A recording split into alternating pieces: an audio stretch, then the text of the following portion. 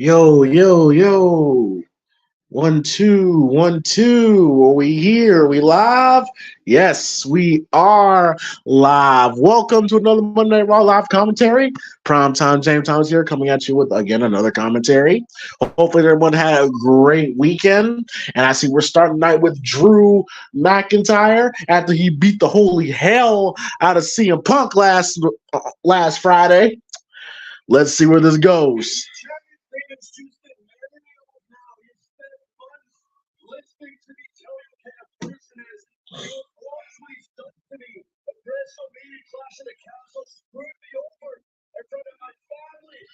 To be honest, I mean, if you really look at it from Drew's point of view, I mean, Punk did have that coming. If you just look at it from Drew's point of view, Drew is justified to beat the shit out of Punk. If you really think about it.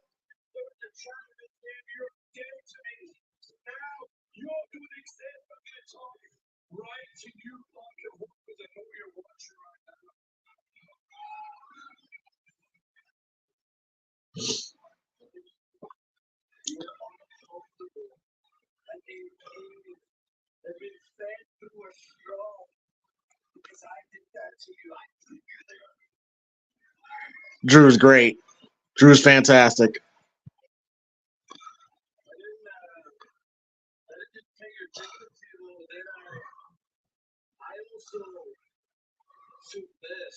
Yeah. What is the bracelet? What is that? Larry and AJ. Oh no.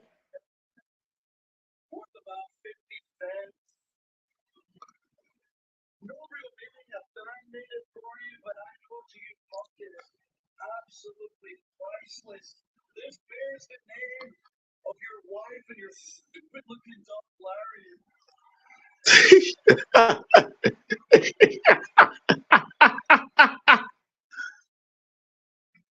You wear this when you leave home so you can take them with you. Well, we got a Larry chant, folks. CM Punk's dog.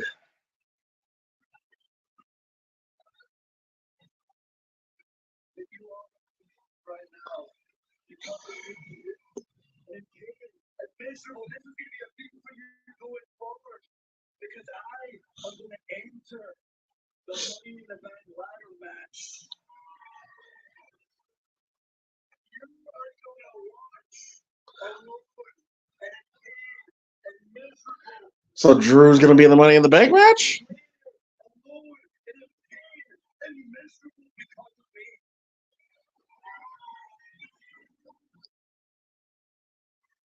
I don't know what it feels like to be alone. I felt alone as everybody chanted your name.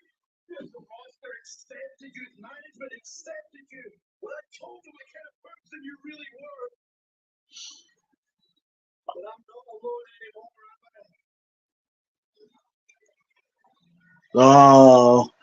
anymore. Drew's cutting deep. He's cutting deep.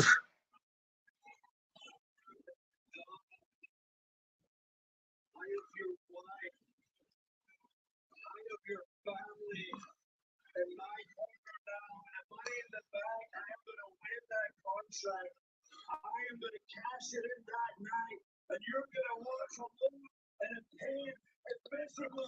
Will I have your family by my side to become the world heavyweight champion in spite of your ass? Drew's great. Drew is fantastic, man. Drew's the man.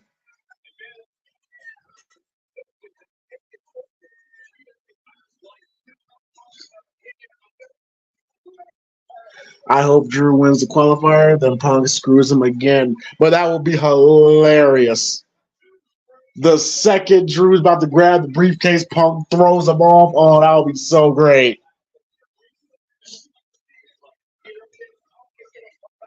Yeah, Miz is on commentary. Well, I think the reason why is because the Wyatt Sicks literally unalived Pat McAfee. At the end of the Pat McAfee show, the Wyatt Sicks apparently came to attack him. So That could explain why Miz is on commentary. Which honestly, it's kind of a perfect fit for him, if we're honest.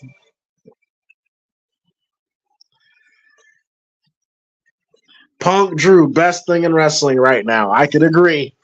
I could definitely agree with that for sure. Best rivalry going.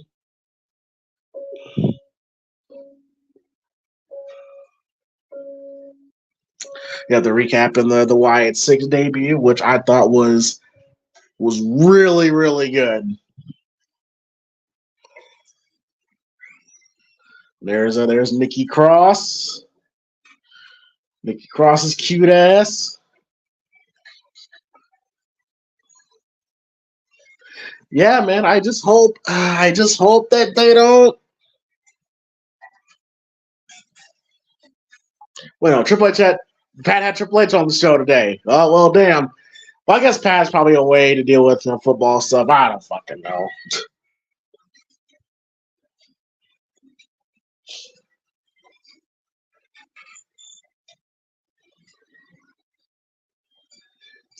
Yeah, Chad Gable. And shout out to Chad Gable, who posted a picture of Jason Voorhees coming out the grave. I was like, oh, that's funny.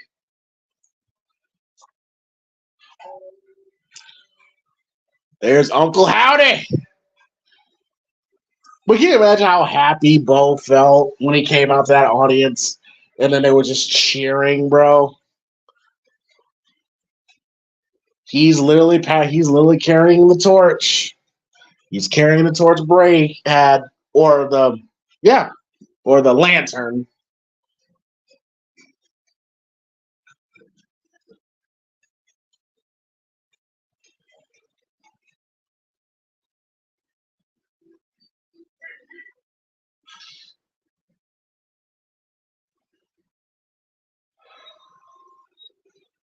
All right. Who's pulling up? Oh, we don't get this anymore.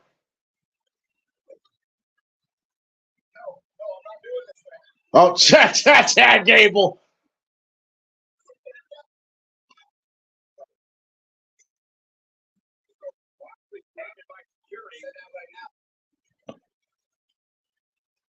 Hey, Dion Roosman, Dustin Mosley, Black and Brave.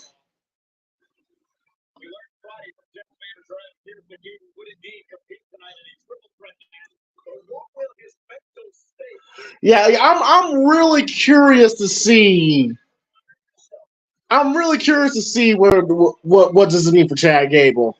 Oh, here comes that dude, Braun Breaker.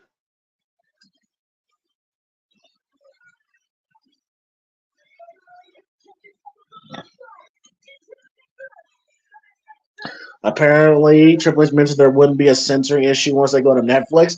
Well, I would hope not. I mean, for God's sakes, on Netflix, I mean, you can pretty much do whatever you want. I think Netflix really doesn't care about what they do, just as long as they get the content. So, I think that's probably the reason why we've been seeing a little bit more blood, a little bit more edgier television, is to kind of prelude to what they're going to go with on Netflix. Which I will say, that first episode of Netflix will be important. Will really be important.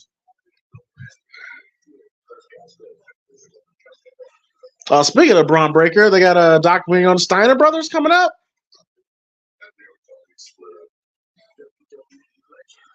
Hey man, if you don't know, if you're a youngin and you are familiar with Braun Breaker's father / uncle, the Steiner Brothers, do your homework, man. Legit as they come. But SmackDown will still be on USA though. You gotta take the good with the bad, man. The only thing that sucks about that is apparently they're gonna make SmackDown 3 hours, which is come on, man. And then pretty soon NXT is gonna be on the CW. So if you're an NXT fan, get ready because I think they don't. I think they don't go to CW till October. I think. My first exposure to Scott was in TNA, was a feud with Petey Williams. Great times. My first exposure was WCW in the late 90s. Y'all, look up Scott Steiner promos from 1998 to 2000. Man, that man literally said and did anything that he literally did and said anything and everything he wanted, bro. Because no one can stop him. And by the way, and don't let and Scott Steiner, people think of like muscled up roid Scott Steiner.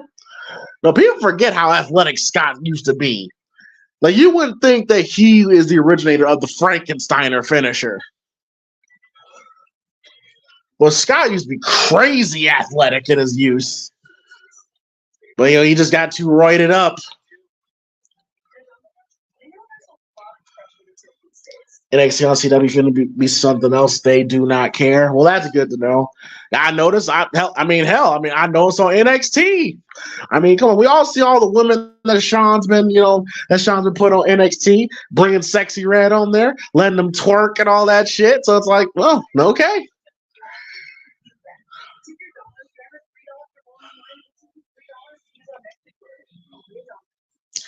Your idol USA is going to want that third hour. I know, man. I know. But like I said, you got to take the good with the bad, man. And then +2, I don't know.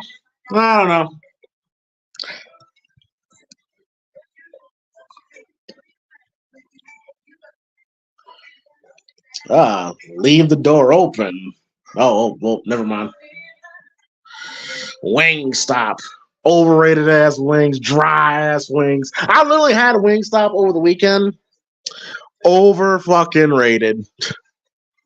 The only thing that's great about Wingstop are the fries. The fries are cool. The wings, dry as hell.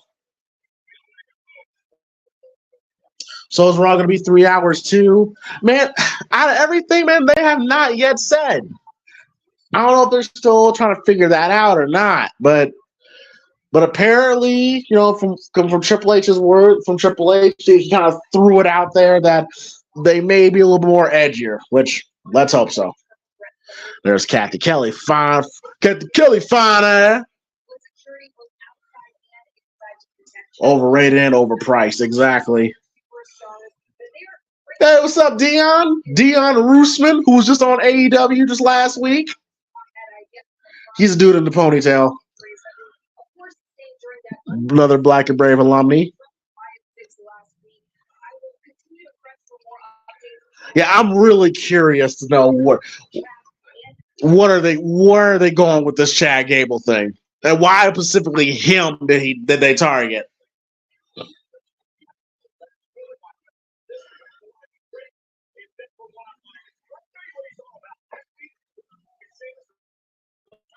Yeah, I agree. 21 bucks of 5 tenders. Yeah, you kissed the blackest part of my ass.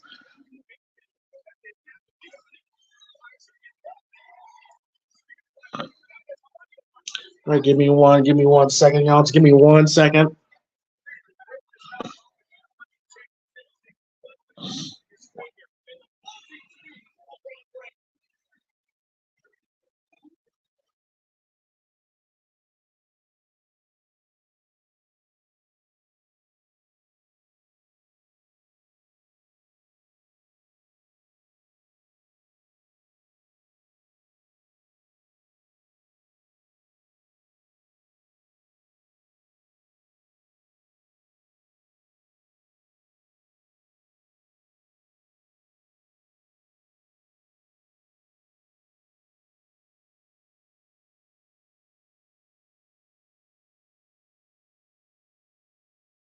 Hey, Kaiser.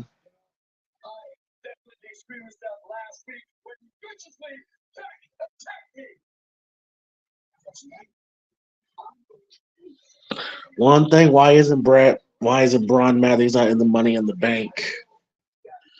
Good question.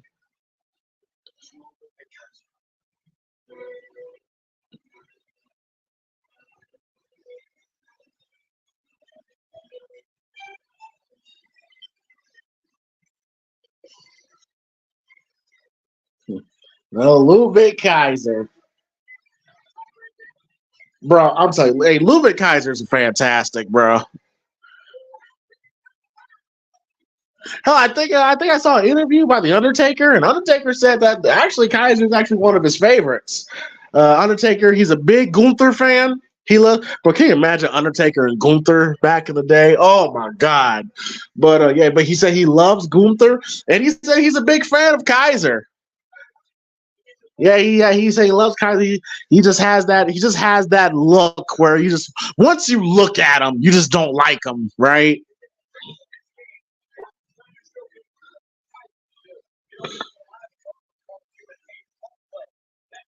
Wait, Kaiser did not call Braun Breaker Braun Strowman.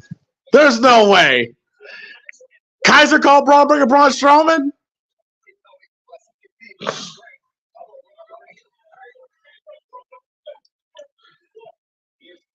I didn't catch that. Oh, I hope not, man. Undertaker is really pushing for Cody to go heel. I saw that. I saw that. I see where Taker's coming from, but now's not the time. Wait till the crowd actually starts, I don't know, booing him.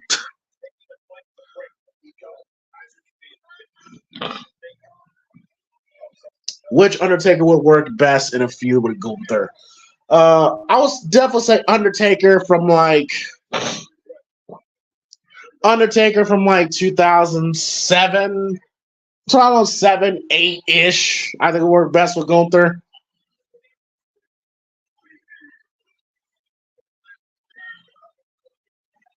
Bro, man, I'm telling you, man, the crowd loves Gunther. Crowd loves Braun Breaker, bro. Last week I said that I don't think they've done a really great job with the NXT call, but the one person that they got right was Braun Breaker.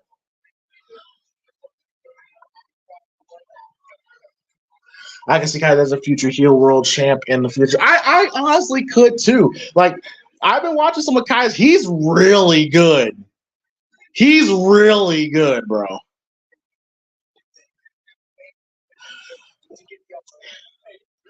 Undertaker, American Bass, and Gunther would work well.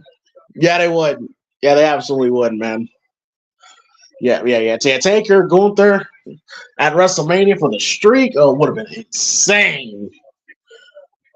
You know, it's even more funny too because Undertaker apparently he hates chops. He hates being chopped.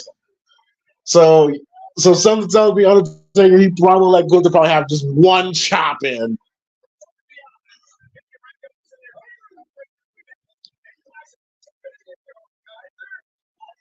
Well, also what I love about Kaiser, like his shit looks real physical, like, really physical, like very realistic. And one more thing, where the hell is Gunther, by the way? Where is Gunther, by the way?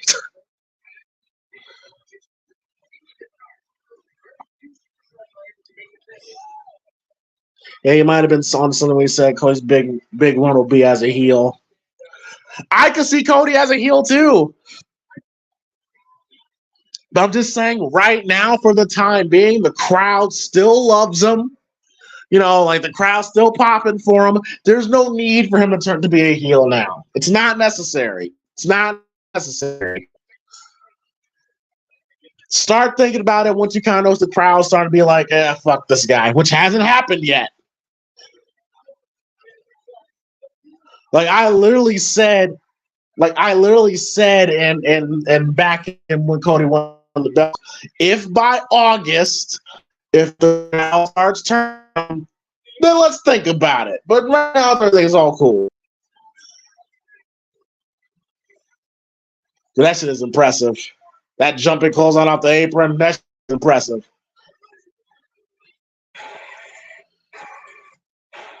Well, the crowd's hot tonight. Crowd is hot. Where are they at tonight? Does anybody know where Raw's at tonight? Yeah, the crowd's into this. Is in the night, man.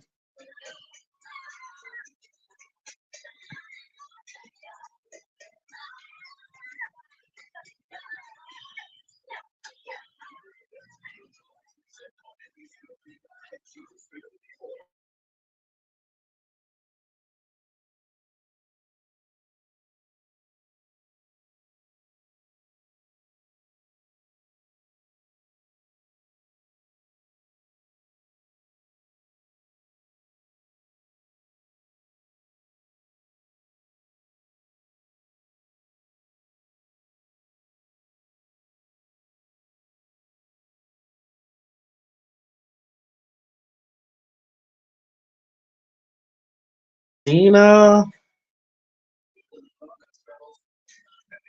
Do you want a super Cody run? No, I don't. But I'm just under the belief that if your top baby faces, I mean, I guess you used to call it the Cena run.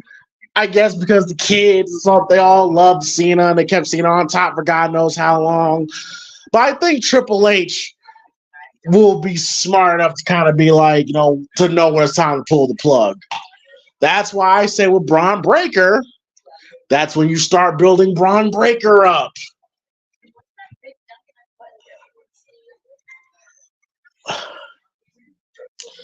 They're in Indianapolis. Oh, shit, no wonder why they're hyped. They just got the big news that WrestleMania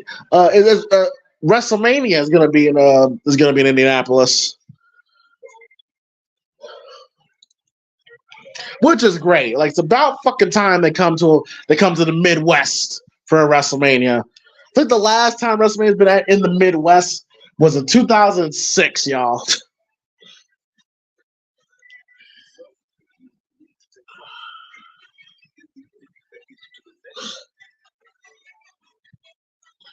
Cena's title run in 07 was massively underrated. He had a lot of really good matches. I mean, come on, like the match he had with Umaga. People don't talk about the match him and Shawn had at WrestleMania, but I thought that match was really good. Of course, the matches he had with Shawn in London was great. The match he's had with Orton was great. Like, Cena had a good run when it comes to title defenses. Royal Rumble next year, SummerSlam, and WrestleMania, James. They're Indy. Oh, wow. Hey, Indy's winning. They are winning. That's for damn sure.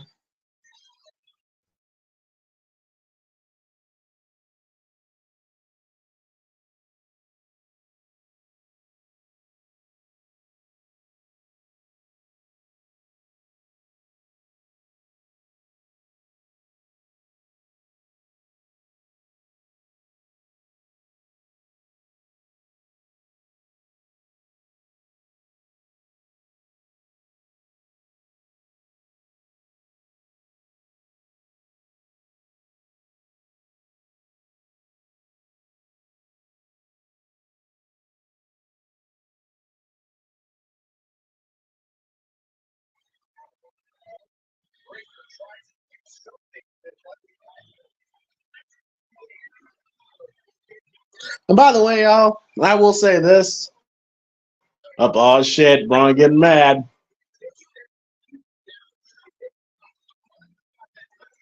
Once Braun actually gets, like, because he's still fairly green, but once Braun actually, like, gets it, bro, and like he actually, like, understands, psychology and all that stuff.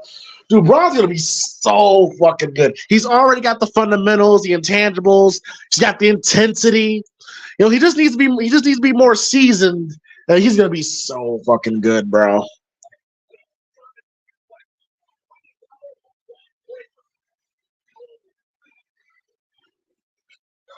Let's go Breaker chance.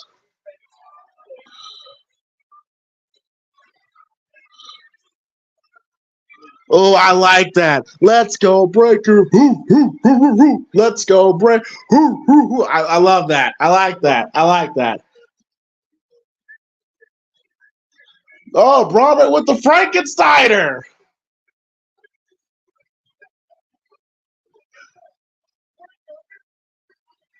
Bro, the crowd's going crazy for Breaker, man.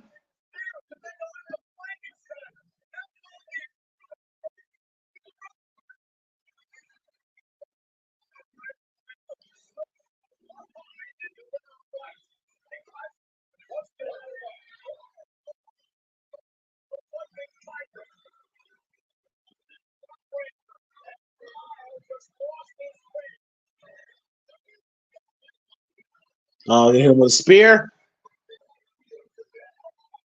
Oh, shit.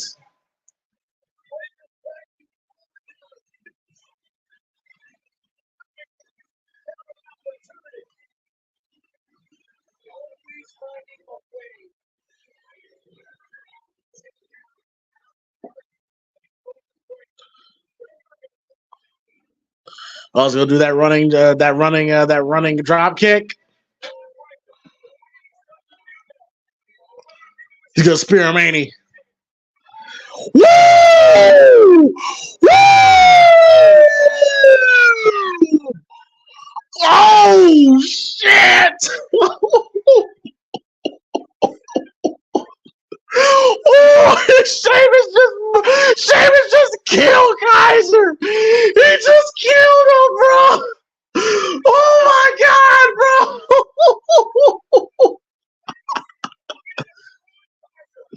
Oh, he just killed Kaiser, man.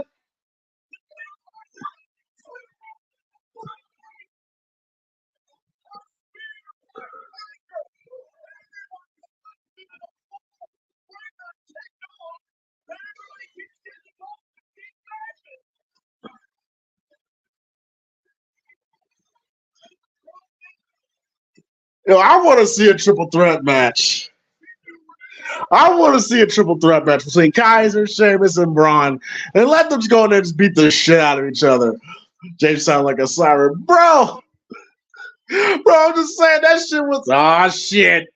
Here's Dominic. And there's El Champion. Damian Priest.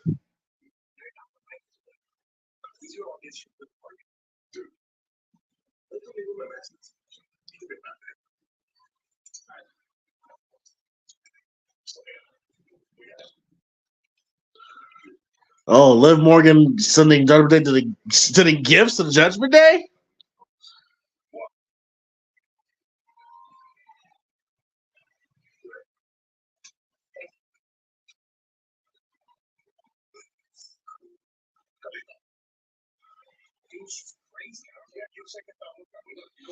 Wait, did Liv Morgan just send Dom a nude? Did she send Dom a nude?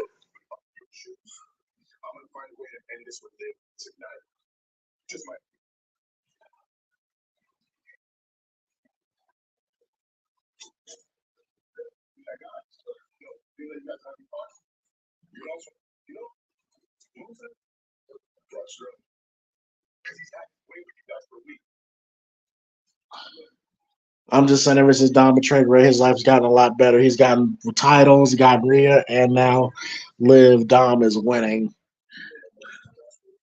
Yeah, and apparently, Dom's sending him nude. Dom's getting nudes sent to him too. Go Dom!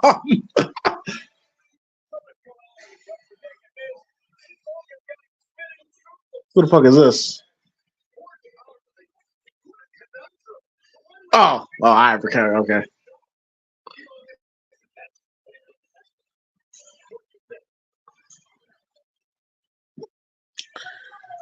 Yeah, I could definitely say that this Liv Morgan Dom story is definitely one of the highlights of the show right now, for sure. Oh, I don't know if y'all people in the Discord knows this, but I literally saw somebody on Twitter. Do y'all remember the old episode of Martin when Martin's old teacher like tried to push up on him, and then Martin tried to fight it off, and she was like, "Oh man, oh come on, Martin, don't you want me?" And then Gina walks in, "No, bitch, I want you." So I saw somebody say that was Rhea living Dom. I laughed so hard at that.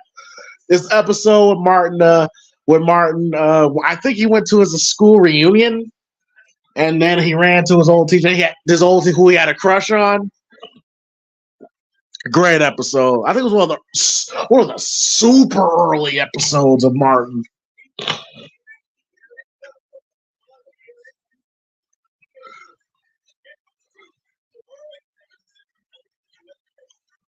You see Dominic? Yeah, exactly. Like that's what this that's what that situation like reminds me of.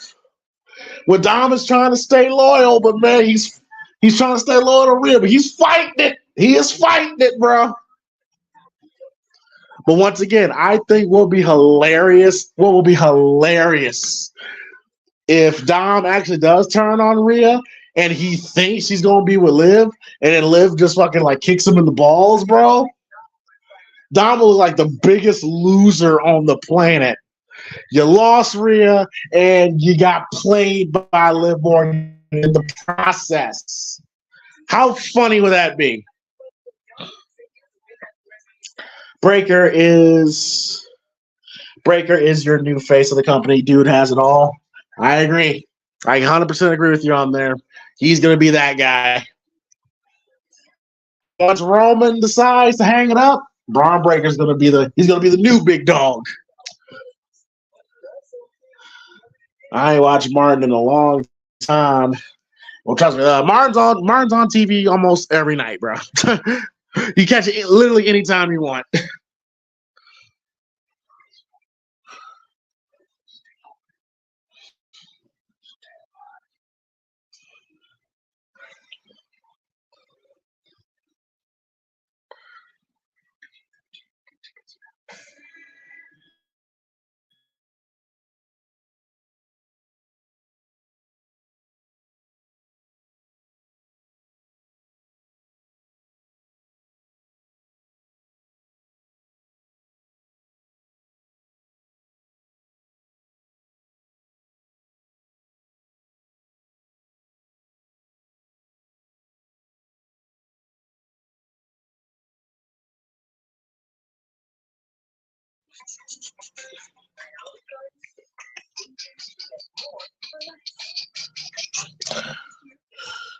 Olive Garden sure sounds good right now. I'm not going to hold you up. It does sound good.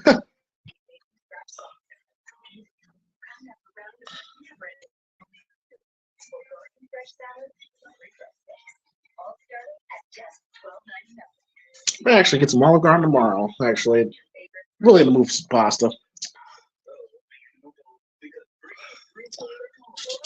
Oh, and also and here's another really interesting thing that happened. I don't know if y'all been following MVP lately. Apparently MVP was on social media accusing Triple H of emasculating black men. All over social media. Like, he posted a picture of the Hurt Business. He was kind of throwing it out there that Triple H is the one that doesn't want to put the Hurt Business back together. And pretty much he took the Hurt Business and turned it into the Bloodline or something like that. He emasculates black wrestlers. I wouldn't necessarily say emasculates them, but I have kind of know they haven't really been booked the best since he's kind of took over. I mean, the first thing I think of is Bianca Belair. I mean, when Vince was kind of booking Bianca Belair was pretty much the female John Cena. Bianca, that Triple H is taking over, is just upper mid card tag team wrestler, which is very ugh.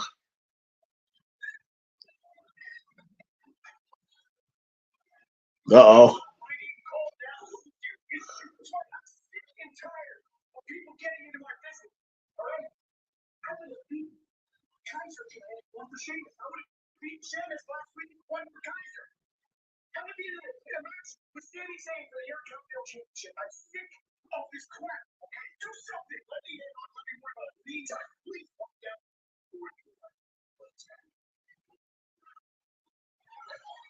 Oh, there's Sammy.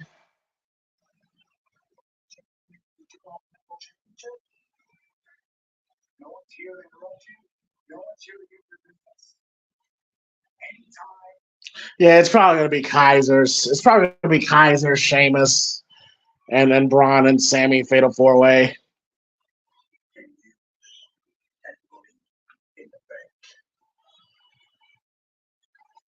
Oh wait, Money in the Bank?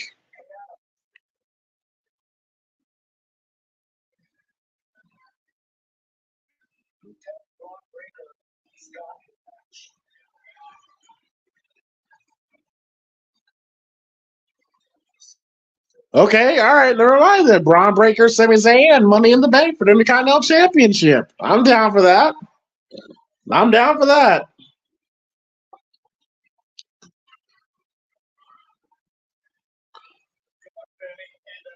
But as far as what MVP said, yeah, like I said, like just look how Bianca has been booked. Remember how excited we all were when Bobby Lashley and the Street Profits got together, and plus with the addition of B-Fab, and look how much that flopped. Like Triple H doesn't really do nothing with them. I mean, there is some validity to what MVP is talking about. I mean, Omos, man, everybody laughs at Omos, but when Vince was there, Omos was like treated like a big deal. Hell, people loved Omos when he was in that tag team with him and AJ.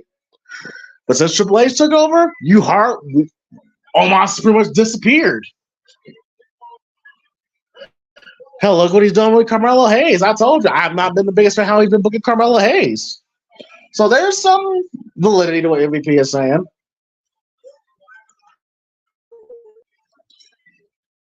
Now, when it comes to like guys like the New Day and all that stuff, I'm not gonna say. If anything, they emasculated themselves. They're the ones that went up to Vince with this New Day idea. They're the ones that came up with this, throwing pancakes, shucking and jiving attitude. It wasn't Vince that created that. That was a New Day. And same with, and then people, and I know MG likes throwing out that people only love R-Truth. He's the goofy guy.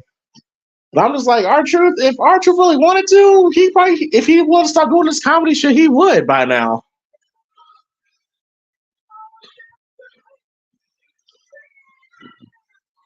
Turn the Street Profits into jobbers. Yeah, when Vince was booking them, there has been differences. I remember somebody said that, that when Vince was booking Bianca Belair, she was main event WrestleManias. Well, half of WrestleManias. She was being treated like the female John Cena.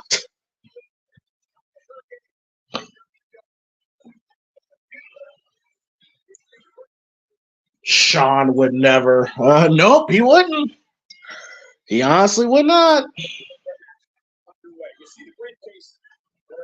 All right, so we got Ira Valkyria, Kairi Sane, and Shayna Baszler.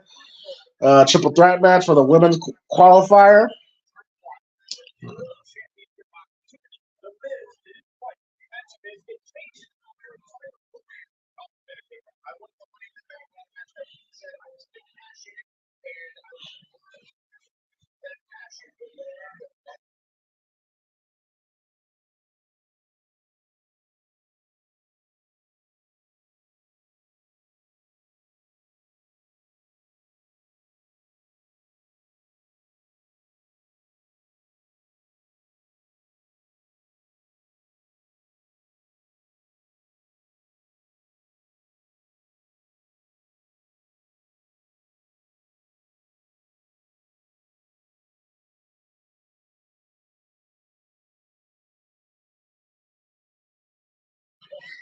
Perhaps H is just acting cake. I'm not gonna say that. Come on now. He said he's not doing the Hurt Business without Shelton. Yeah, and they fired Shelton, unfortunately.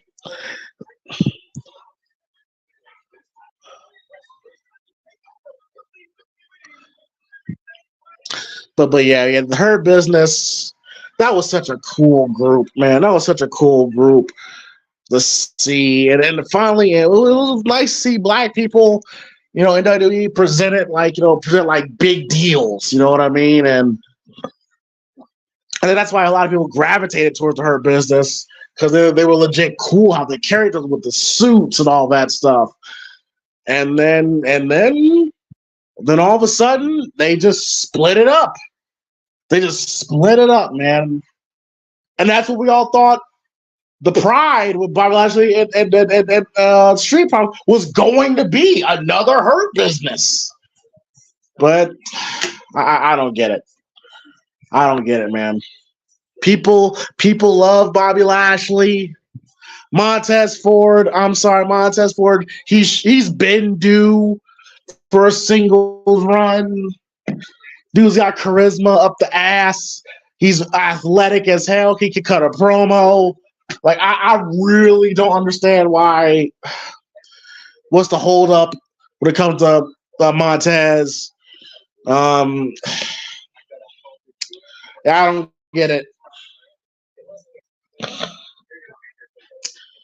Shelton should have been the main eventer. He was the truth. I get what you're saying. I love Shelton too, but the man just could not cut a fucking promo. He had everything else but mic skills. If Shelton Benjamin just had at least Montez's mic skills, or if Shelton had at least MVP's mic skills, it would have been game over. It would have been game over. Young Shelton too? Shit. I think even Shelton himself can say that was the one thing that held him back because he couldn't talk.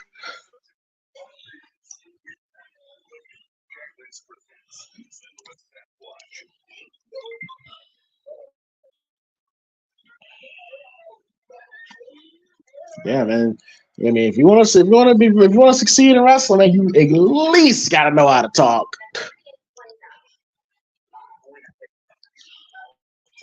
Third with the domination, I absolutely agree. It ended too soon, too. Way too soon.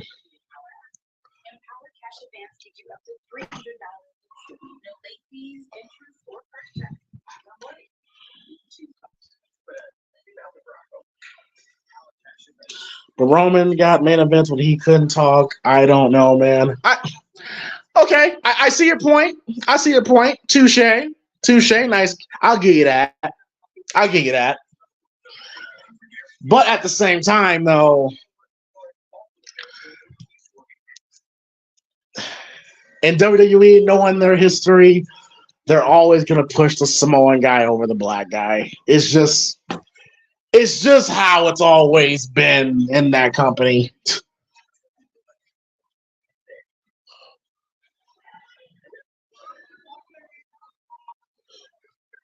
Oh shit! Oh god damn!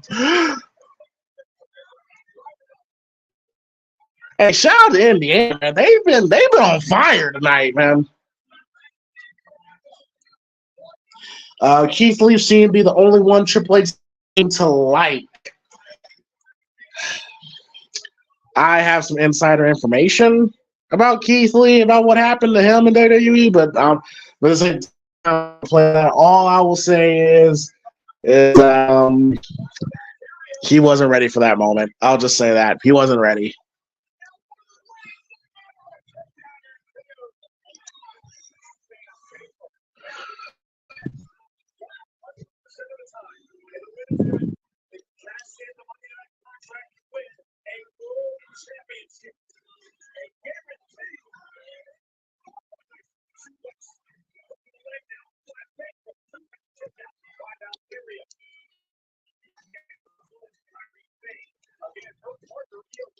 Okay, I heard he had attitude problems backstage. But, that's part of it. That's all I'll say.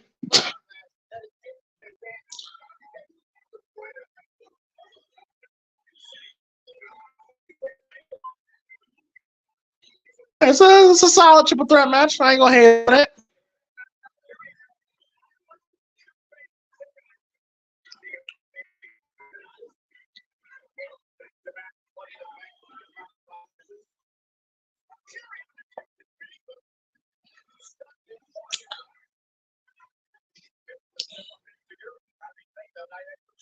Were there any black wrestlers that were a big deal or taken seriously and not a joke?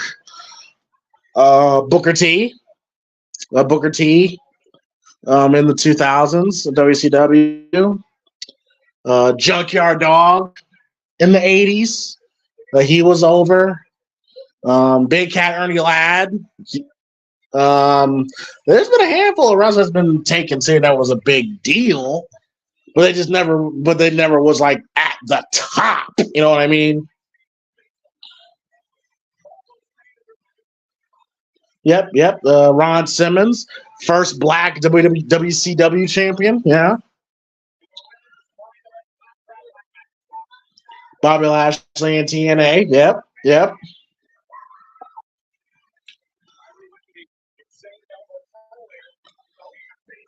R-Truth and TNA, the first black NWA champion.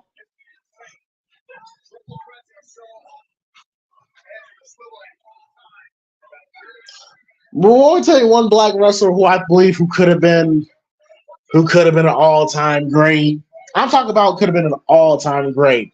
Had the charisma, the ring work, the okay, guys, creative finish. They had charisma, the ring work, the presence, the aura, as the kids like to say. The alpha male Monty Brown. Monty Brown would have been one of the greatest of all time if he stayed with wrestling. You're gonna feel the power. Period.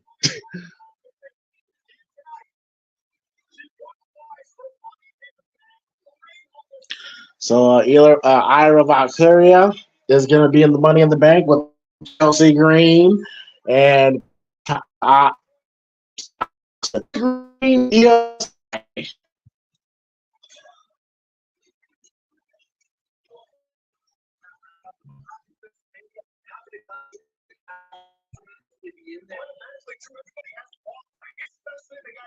Last week, you went quit, but I didn't actually quit. Someone needs to be a good guy.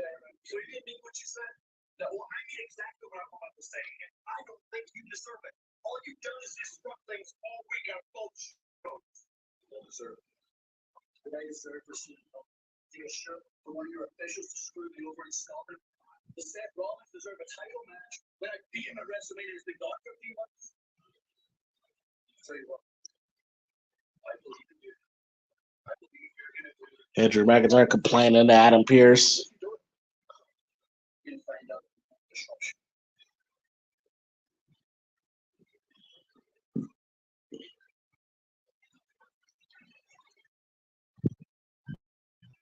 Woo! Look at Liv Morgan. She's got on a Daddy's Girl shirt.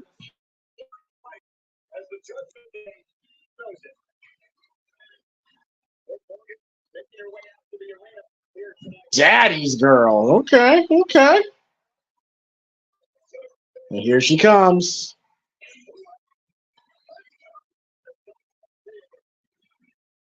I love that new camera angle. I love that camera angle. You follow them to the ring. I love that shit. And, you know, and that smells Paul Heyman because someone mentioned on Twitter that that's what they used to do for wrestlers in ECW all the time, where they would follow them from backstage to the ring. They used to do that on ECW. So that smells Paul Heyman. Damn, Liv looking good. Liv Morgan, Elite Milk, this boy here, man.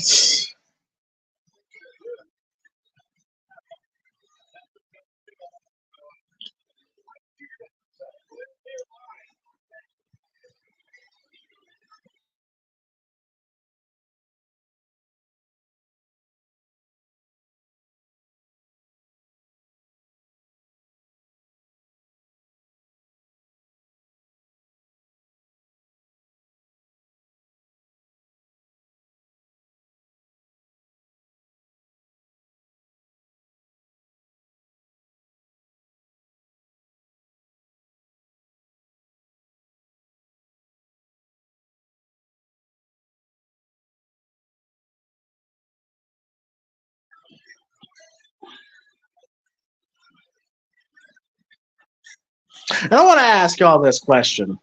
And I want to ask everybody in the chat, you know, this question. And by the way, if you haven't, please hit that like and subscribe button if you haven't already. We really appreciate it. Hit the like button. But so I've been really been thinking about this.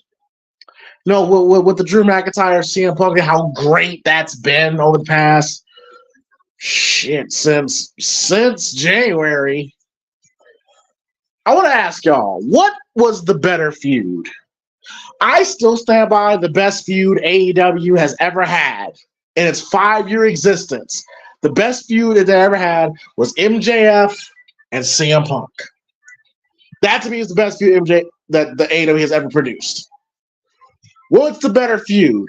MJF CM Punk or Drew McIntyre CM Punk? What do you think has been the better feud? MJF and Punk or Drew and Punk? Let me know in the chat. Really curious to know.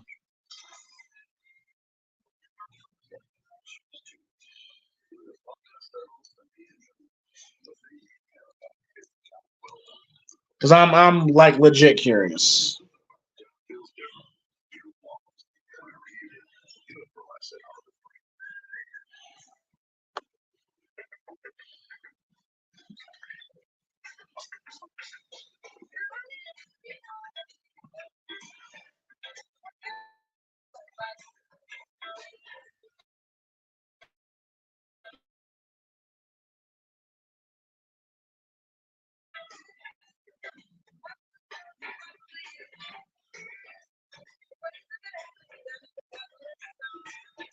All right, Tim's on the wrong feet says I would say MJF and Punk because MJF was an actual fan of Punk. Okay. I would say Drew and Punk. David says for now, MJF and Punk would Drew could surpass if booked well. Okay.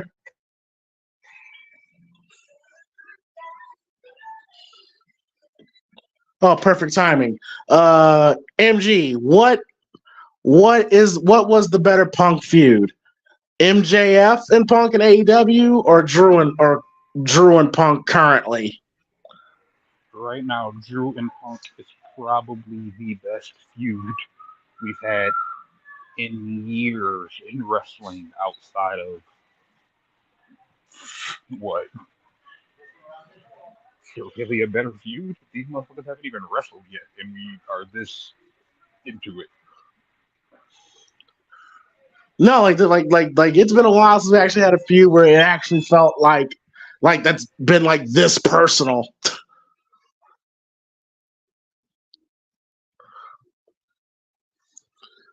Yeah, but you saying that this Drew and Punk was better than Punk and MJF?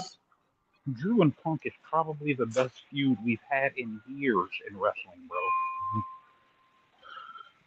Has anybody Okay. like, yeah, we want to see the match, but has anybody been like, oh my god, when is the match gonna happen? No, everybody's still just entertained as fuck, and this has been going on for like 6 months. Let me see. The chat's having a discussion about it right now. Tim's on the wrong feet says MJF and Punk because the story was MJF was a fan of Punk. Okay. Zach says Drew and Punk. David says for now MJF Punk, but Drew and Punk could surpass it if booked well. One of the Bro, time how says can it be booked any better than it already has? These motherfuckers, bro, he cost this motherfucker two title opportunities. It wasn't. hang on. How many, how many times we've seen a babyface cost a heel championship opportunity, which is unheard of in wrestling. It's usually opposite.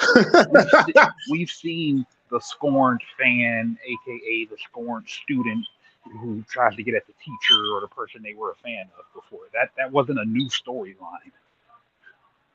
Because you got to remember, in this storyline, Drew is actually not wrong. No. Like, he's not wrong in what he's complaining about. So, like, this But is something unusual. but all right, hang on, let me read the rest of the chat. Remember the times I would still have to give it to MJF. T85 says that because they've already had a match too, though. That's also the thing. T85 says Drew and Punk best feud since Michaels and Jericho in 08. Damn, that long. I wouldn't go that far back, but like they can't not that far back. I wouldn't go that far back. But I mean, But I think the reason why people hold the MJF Punk feud in such high regard because one I still say it's the best feud AEW's ever had, and what?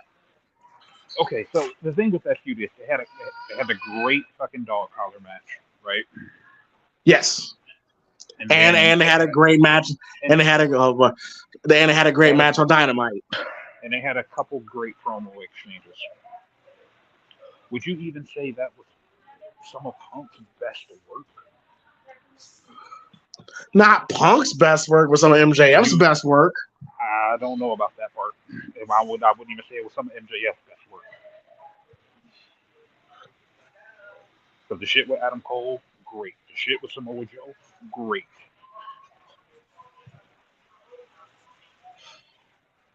Okay. Okay. So I Wait, don't. wait, wait. By the way, Liv Morgan's on TV. Oh my god, my knees got weak. And by the way, she's wearing short shorts, and she's got on a Daddy's Girl T-shirt. God, Liv know who she's talking about. I'm right here.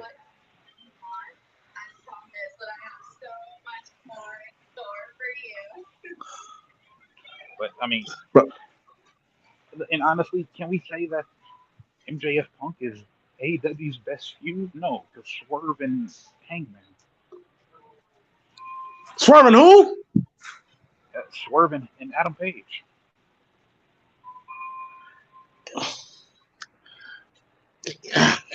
Yeah, I don't know about that. And you know me, I'm not a Hangman fan. I don't know about that. Nobody really gave a fuck about that feud until they actually had that death match. I wouldn't say that. People were like legit waiting. Oh, Zelina Vega, okay. But people were like anticipating, like the moment CM Punk walked into AEW, people were looking forward to that exchange with him and MJF. The second he walked in that building. Yeah, they were looking forward to the promo exchange. They weren't looking forward to the match. You can actually say with this feud, they're actually looking forward to promo exchanges in the match. This man almost got Drew McIntyre to say Vince McMahon's name. Come on, bro. This shit is on a different level. I'm not disagreeing. And I'm an MJF. Like I will still stand by. He is legit a generational talent, but it ain't to me already. I don't even care about the match at this point. Let me see what crazy shit they're gonna do to each other next. You know how good a feud would be for that?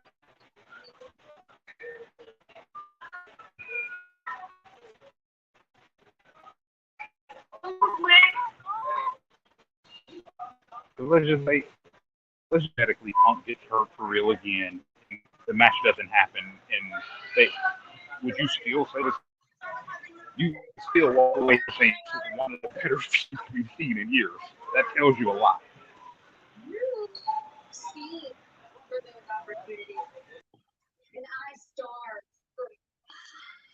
Yes, Lita Vega looking but she looks like Sasha Banks. Oh, I'm sorry, Mercedes Moné's like a stunt double. That's funny.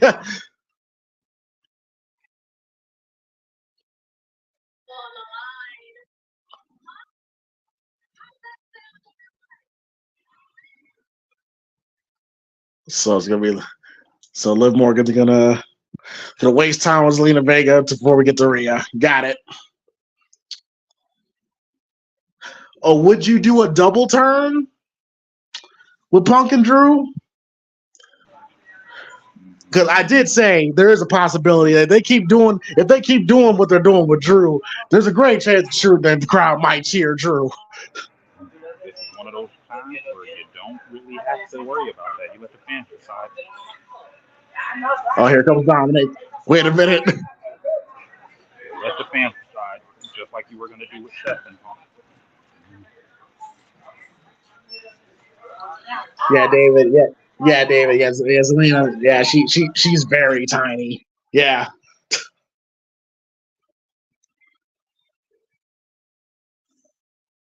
Well, despite all.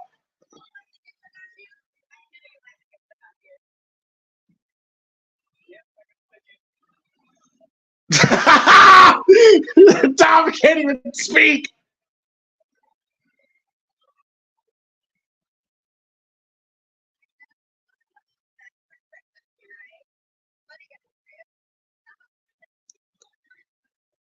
Bro, I was literally telling the crowd how funny would that shit would be that if Dom, let's say Rhea and Liv have their match and Dom makes the decision and he actually does decide to turn on Rhea because he thinks he's about to get a Liv Morgan. Then Liv Morgan straight up kicks him in the balls, man.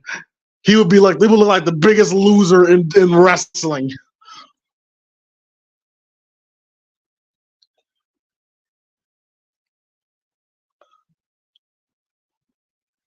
Oh, by the way, MG, how you feel about Jacob Fatu making his debut? I tried to warn y'all about him.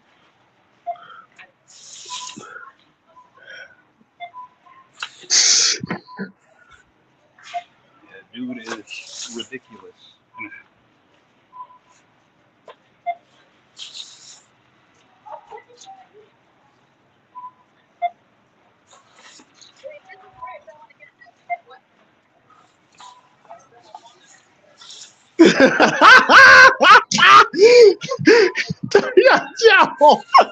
yo, it's like Dom, he for real can't talk. He for real cannot speak.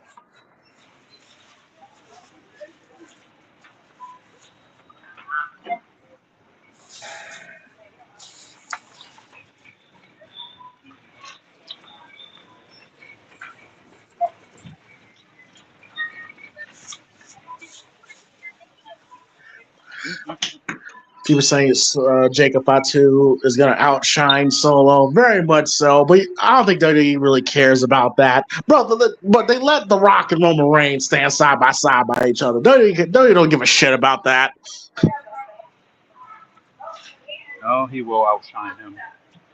Naturally. Yeah, he probably will. But I'm saying WWE won't care. They won't care about that. You heard what Triple H called him earlier? What?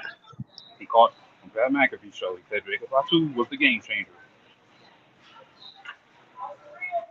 That's what Triple H labeled him.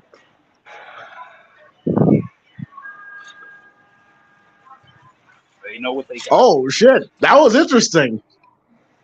They know what they got in Jacob Fatu. Solo is an afterthought. They never let Solo come in and take out the top 3 baby faces on the show by himself. Okay, about this segment, it was something very small, but it was very interesting. So apparently, Liv and Zelina was fighting, right? And Rey Mysterio tried to split it up, okay, and then Rey kind of got a little too rough with Liv, and then Dom pushed Rey because of that. Something small, but very interesting.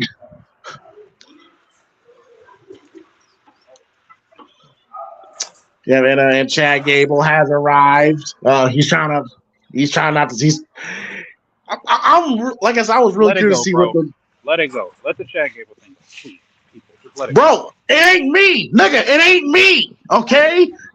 They're clearly doing something with the dude. He got murdered last week, and they're actually doing and the show's literally about him and his middle mind state after what happened. You do realize they purposely made him the only person to get named out of the people who got attacked. Well, we gotta see what happens. You do realize that the Wyatts are probably baby faces, right? I would say baby faces. They may be the type that just attacks whoever they want to attack. A Bray Wyatt group shows up, and you know they're going to get fucking cheered because it's the first Wyatt thing we've had since he's passed. And the named person that they attacked is the person who happens to be the second biggest asshole on the show besides Drew McIntyre. Come on.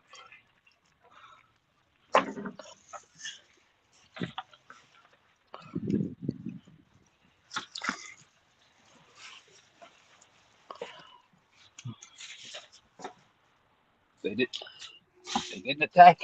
If they wanted to show a baby face who got attacked because they were healed, they would have shown the baby face to get sympathy. They didn't.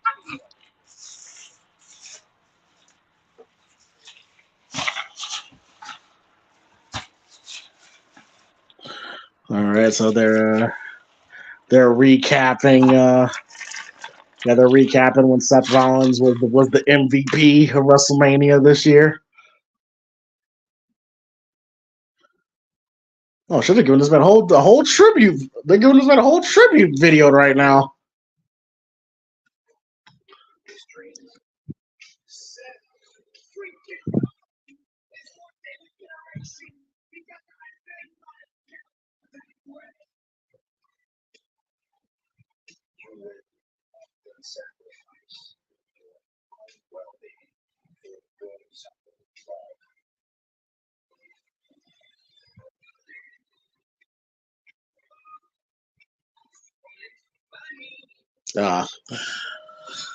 Going through Seth's rehab process.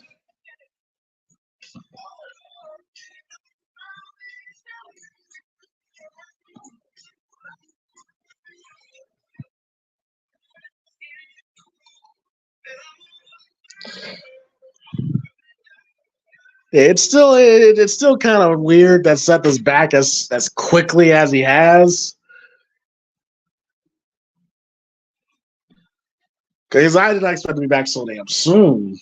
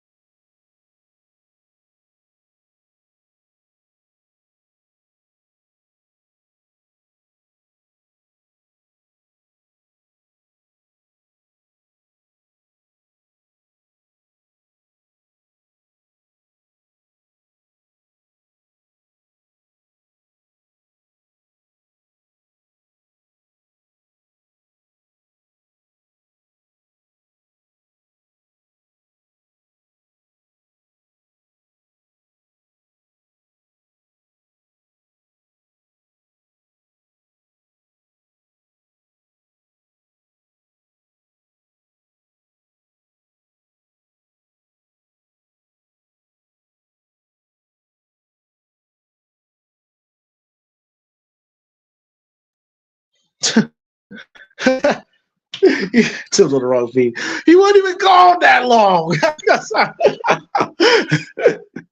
yeah, we're in June now, and he was gone in early April. He was only gone for 2 months. It's wild how Seth is always in the convo for best in-ring wrestlers. Well, it's been that way for like a decade now, and consistent. When it comes to Seth Rollins, I always put consistent. Have you talked to Seth recently, James? Yes. That's all I'm gonna say. Braun Strowman. Remember when Braun Strowman used to be a big deal? Braun's another guy I could see that could have possibly been like the face of the company. I'll tell you, if Roman Reigns wasn't around, I could have seen Braun Strowman like 2017, 2018. Braun 27, 18, 20. Braun 2017/18. That Braun was that dude. His squash matches are legendary. Come on, the squash match with James Ellsworth, legendary.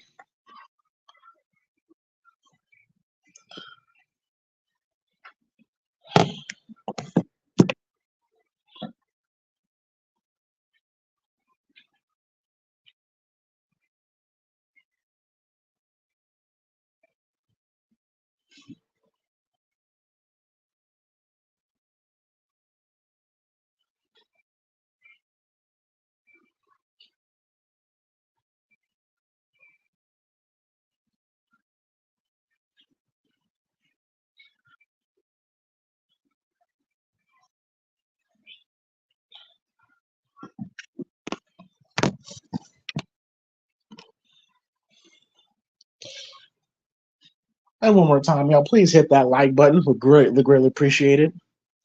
Braun squash Goldberg WrestleMania 36. T85, that's the WrestleMania that we don't like to acknowledge. As far as we're concerned, that WrestleMania never happened.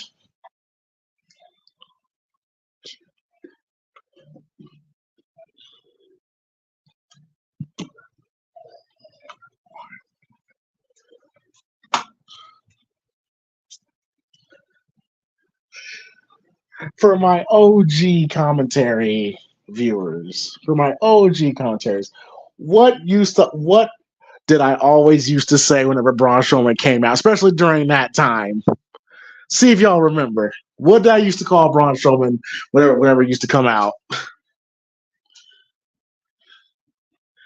For all my OG commentary viewers.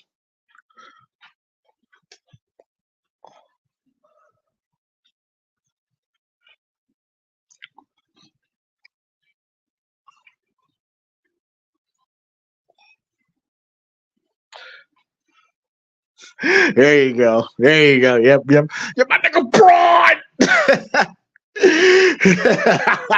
There you go. Yeah. No, that was for Luke. Rest in peace to the legend, Luke Harper, Brody Lee. No, that was for Luke Harper. Yeah, because I used to get a kick every time he did that shit. Yeah.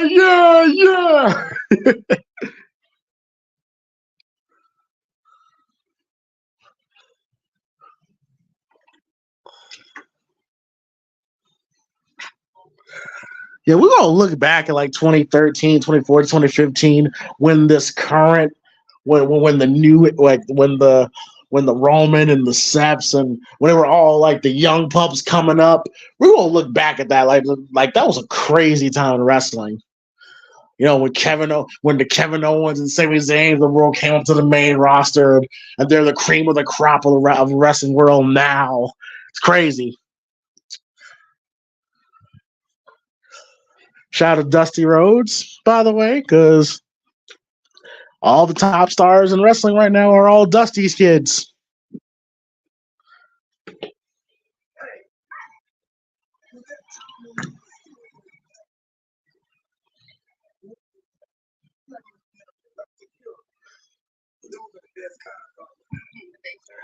What's up, MG? What up, dude?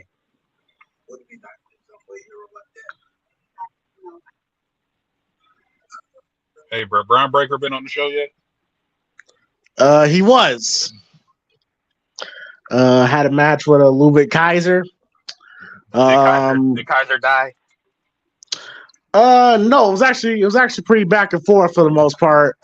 But Kaiser did die, but wasn't because of Braun, it was because of Sheamus. Kneed the shit out of Kaiser.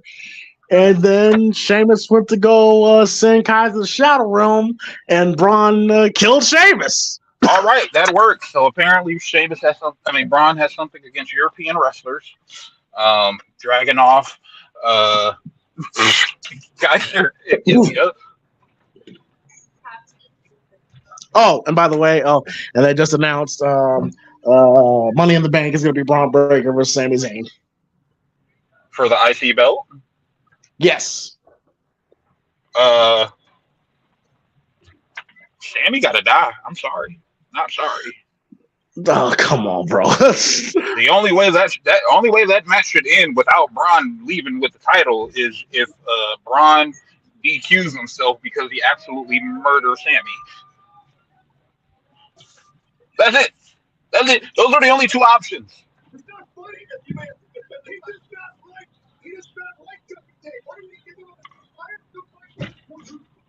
Because outside of that, then Braun should have been in Money in the Bank. So I mean, if he's not going to be in the Money in the Bank, then let him kill Sami Zayn.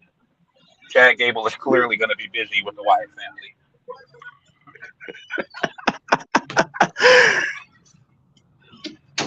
Is the WWE tag division trash right now? It's been Yeah, it's been trash. that shit ain't been right since the Usos had the belts. Yeah. All right, right now we got Braun Strowman versus Big Bronson Reed and Chad Gable.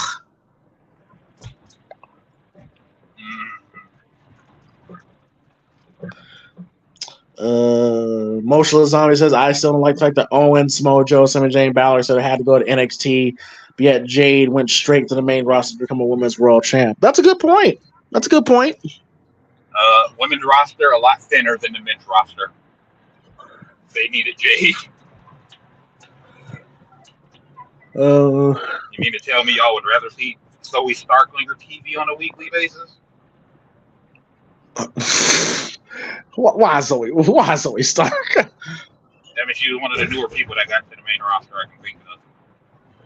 Yeah, one of the people though. Yeah, yeah. Okay, hang on.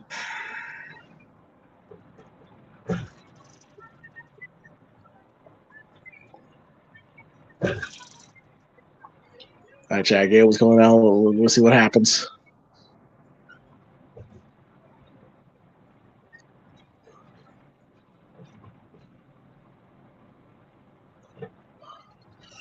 And by the way, folks, while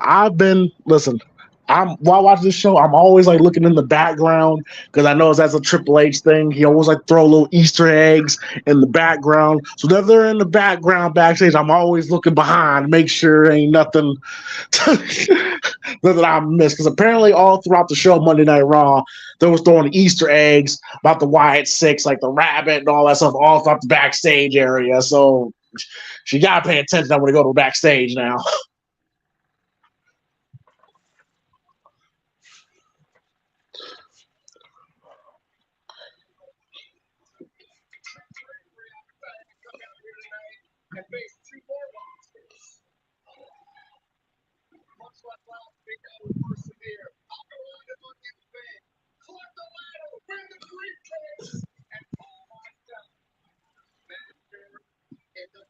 Now I'm honestly kind of surprised because you would. Oh, and somebody said this too, MG, about the Wyatt Sicks. Let me pull it back up here. Yeah, Tim's on Ron V says you can't have a group like the Wyatt Sicks and be baby faces, MG. No, it's an inevitable thing, bro, because you think the fans are gonna boo them?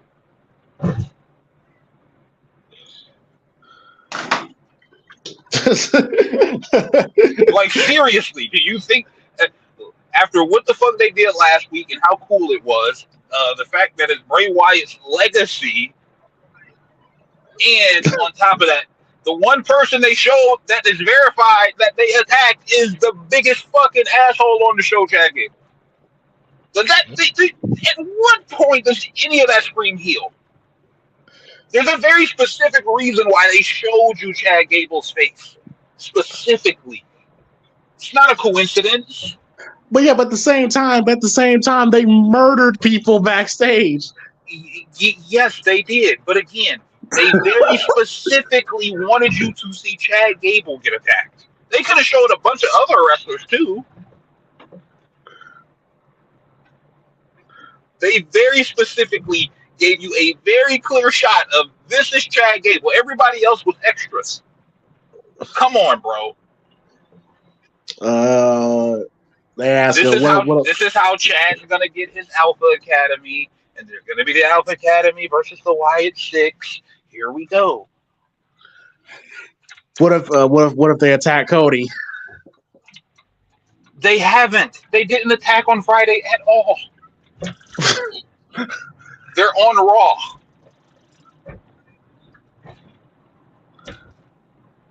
This entire thing has been very deliberately planned out, bro. Like, again, if they wanted to show you with them attacking a bunch of just fucking wrestlers, they would have showed you some low level or low card wrestlers that they attacked. No, they very specifically wanted you to say, no, they attacked Chad Gable.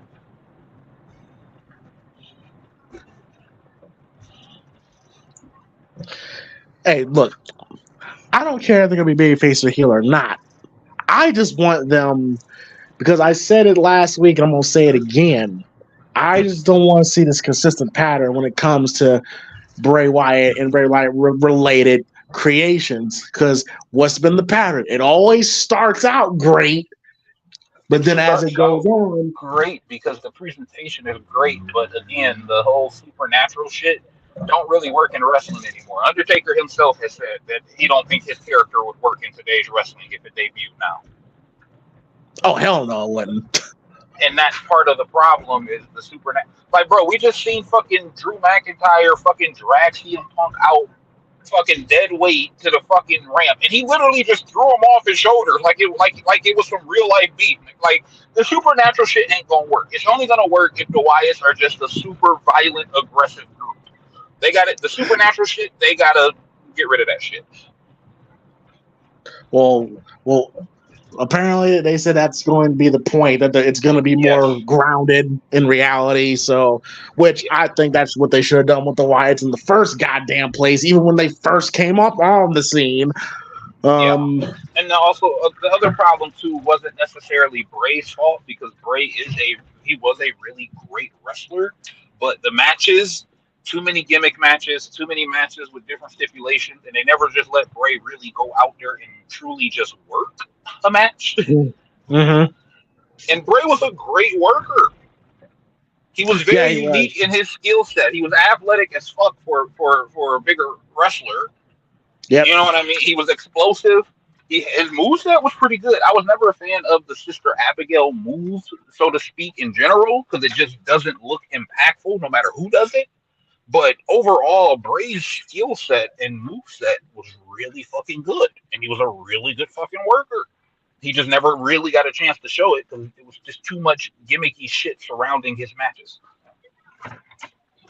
Yeah, that's always been a problem. That's why when people kind of say, Bray didn't have great matches. I'm just like, yeah, he did. He just didn't get an opportunity to show it. Yeah, no, he didn't have great matches. It just wasn't his fault. Why, so to speak. Like, you go back to the Daniel Bryan Royal Rumble match. I always go back to that because that's probably Bray's best match. Wait. You gotta be specific because they had two. The first one. Okay, all right. Fucking hit Bryan with the fallaway slam on the fucking barricade. Fucking disgusting. Yeah. Yeah, you just had to clarify because they had two matches at the Royal Rumble, so yeah.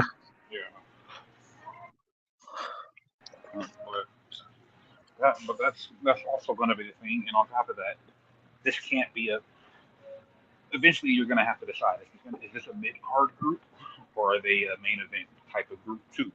That's another problem. Like, where do they fit in the totem pole? Because clearly the bloodline is their top priority. But that's a SmackDown thing. The Wyatts are going to be Raw.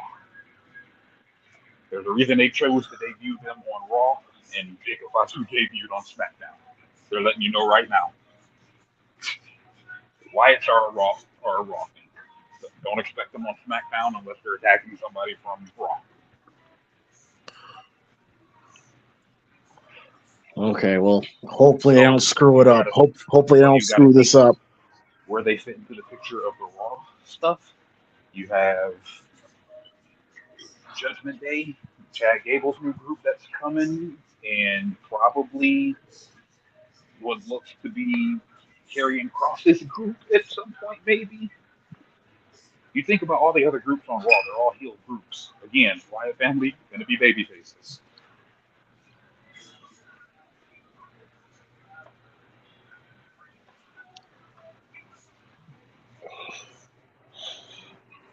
Because all the other real groups in the company are all fucking heels.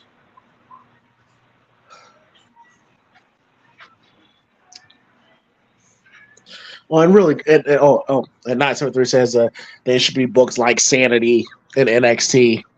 There you go.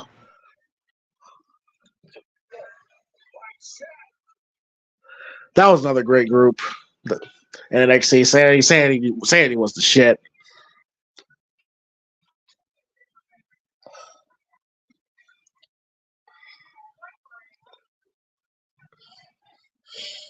Motionless Zombie says the Ministry of Darkness went after Vince and were still considered heels. That's right. I want to bring up shit from 30 years ago, like this is still Vince McMahon's booking. The proof is in the pudding. Chad Gable ain't Vince fucking McMahon. Anybody could have attacked Vince McMahon and people would have been happy.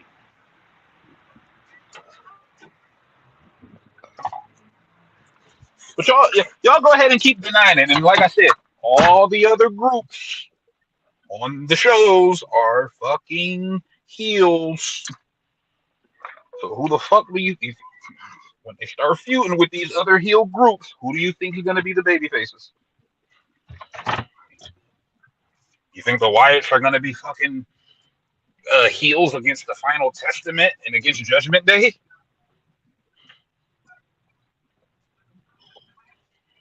You think they would be heels even if they did feud with the Bloodline? You think they would be heels against the Bloodline? Like, come on, people. They're not going to be heels when they go against Chad Gable and his new fucking Alpha Academy either.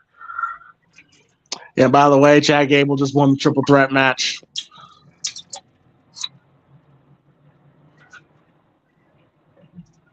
He's officially going to be in the Money in the Bank match. Could not win it.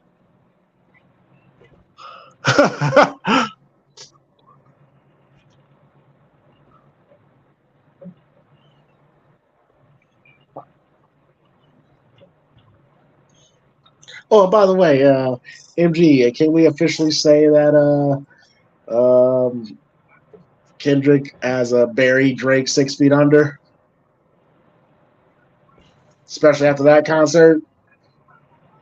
Oh, that concert was hilarious.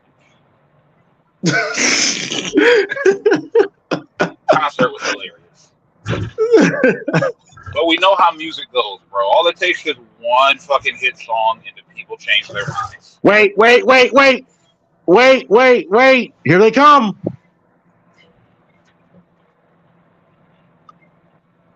But they're heels. Okay. Wait. Hang on. Crowd's going crazy. Again.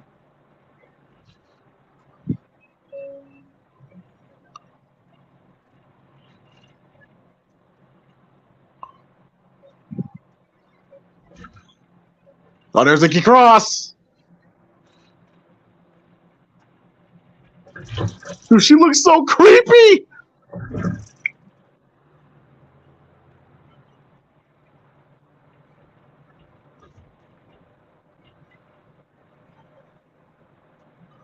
Run, Chad, run!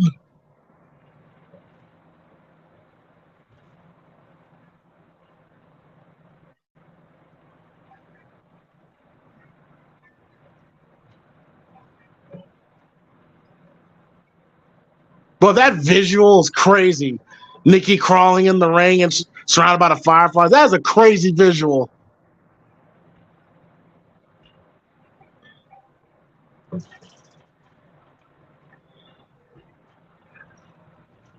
Oh, she just picked up a box.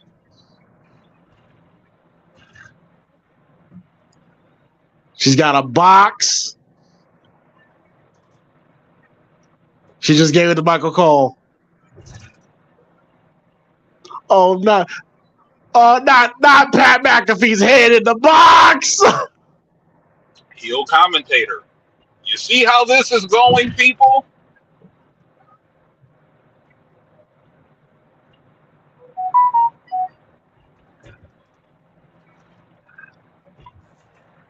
And Nikki's just walking away like how she was early, just like how she was all those months before. You see how this is going? Going after the heel commentator, going after Chad Gable. I mean, come on, people.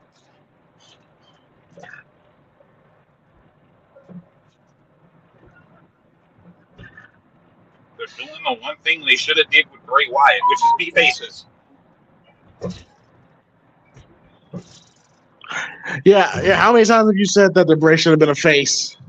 I always go back, bro, to the Bray and Roman tag match when it looked like they were turning Bray face, and Bray was the most that might have been one of the most over tag, even though it lasted one night. That might have been one of the most over tag teams we have seen in 10 years.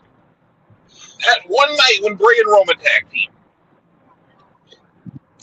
Yeah, that was the night we got that iconic GIF Yes. when Bray pointed pointed for Roman to hit the spear. I think it was like United Kingdom, whatever the fuck the group was. Yeah. Yeah, and Bray worked that match as a babyface.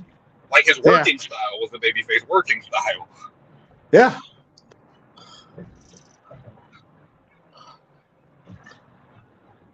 I'm sick. I'm sick, man. They just did the 7. What's in the box? To Pat McAfee. They just gave it to Michael Cole.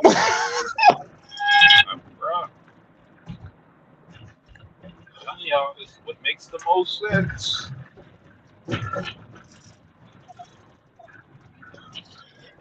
Honestly,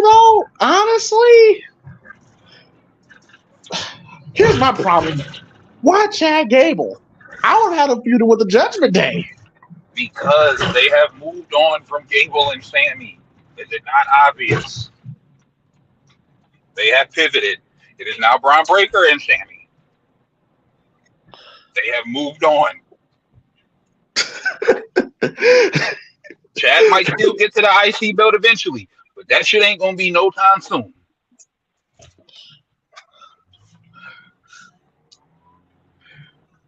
They have pivoted. It is very clear last week when you had Sheamus and Kaiser come out there too. Like, it's very clear what they're lining up as far as Sami Zayn goes in the IC belt picture. And Chad, his promo last week after fucking the show or whatever, he said he was gonna win Money in the Bank and go after the world title. His character has moved on.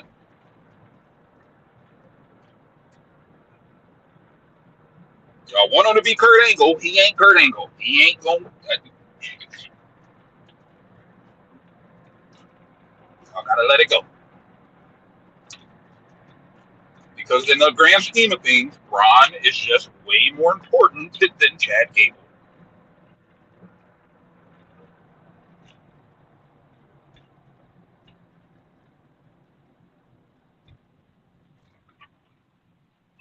Sorry, not sorry.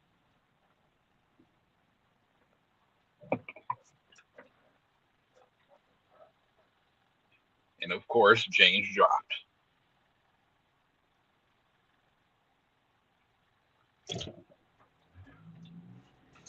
You don't think they can't be faces, Tim's on the right feet, but again, they can be faces. There's a clear reason they had them start off by attacking the most over heel on the show. There's a reason. And again, they're carrying the legacy of a well-beloved wrestler. They will be cheered and be baby faces. The rules are not the same rules of face and heel as it used to be. You go back 50 years ago, they would have told you a luchador in America could have never been a baby face because he had a mask. And here we are with people like Rey Mysterio.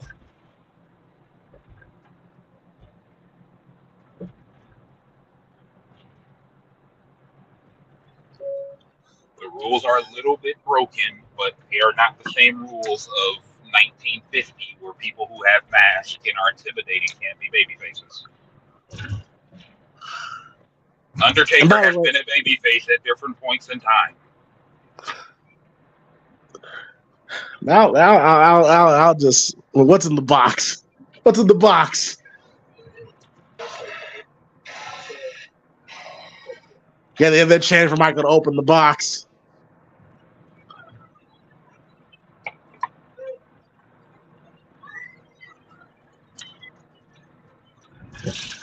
All right, he just opened it. It's a videotape where it's a VHS tape, and it says "Play Me."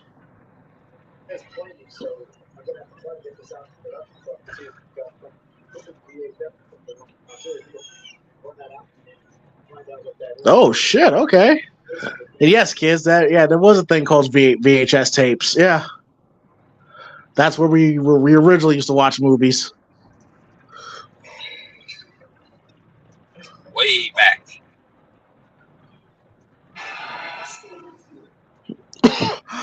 Yeah, that's very interesting. Okay, now we got back to Chad Gable. Oh, he's running to Otis. Oh, hello, Maxine.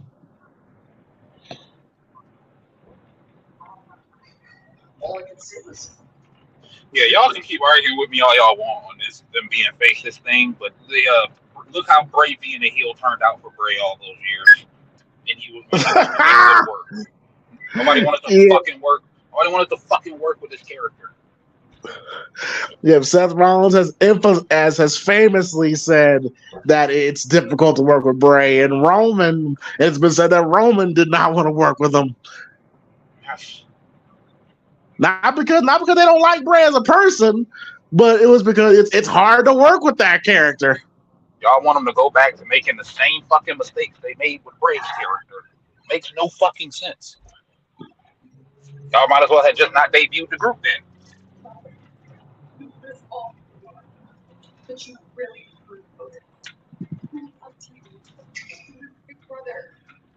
Yes, I agree. Damn, Maxine, I agree.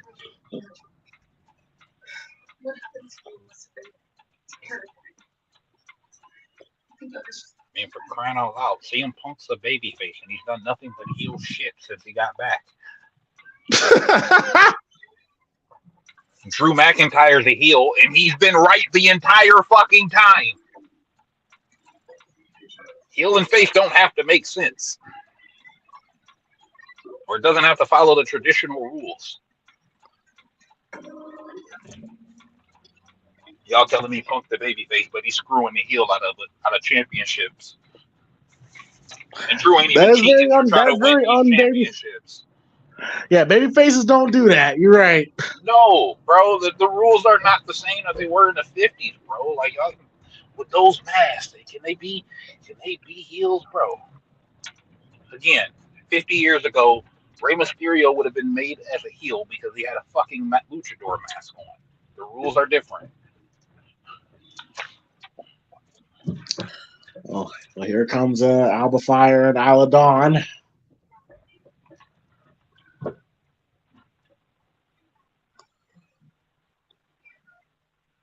Oh, yes, I did. James, you see? Yes, I did see that. Yes, I did see that. I just did see the Creed brothers start talking with Chad. So the seeds are starting to get planted. And again, they came out right after Chad Gable. Again, deliberate. Whatever. Which by the way, the first time we've seen the Creed brothers, I think ever since that tag match with the Judgment Day when one of them pissed off Damien. Oh yeah, they've been pretty much buried. They've been pretty much buried since. It's not even funny at this point. Yeah, he did. Yeah, he did. Like what was it again? Like I think he kicked out of. It was the Brutus ball. He fucking landed on fucking Damien's face, and then he kicked out at like a late fucking 2.9. Well, he kicked out at like 3 on Damien, even though it was a pinfall win. But oh yeah, that's right. Yeah, he kicked out at 3, and then they had to do a whole other different. They had to do a whole other finish, and yeah. And then the way how Damien threw one of them out and was pacing around the ring. Oh, okay. Katana Chance and okay. But yeah, they were buried ever since.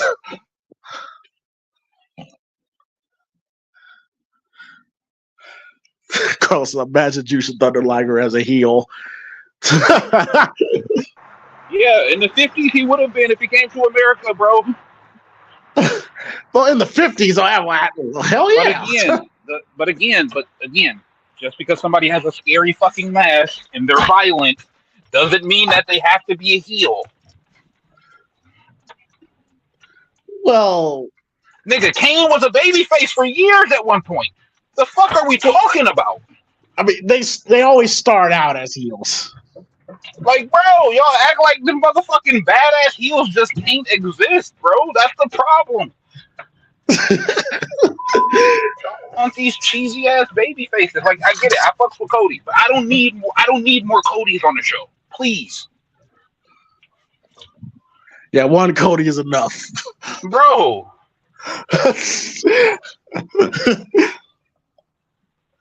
But like seriously, like what are we talking about?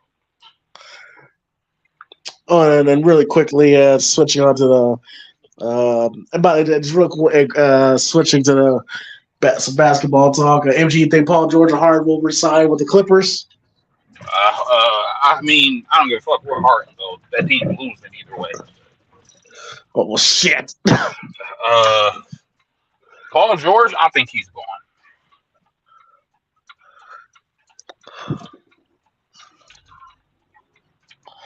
I think Paul George is gone. Yeah, why not? This shit's never gonna work out. No, they just ain't trying to pay him. He want to stay, but they're just not trying to pay him the money he asking for. Oh, really? Oh, okay. Mm-hmm.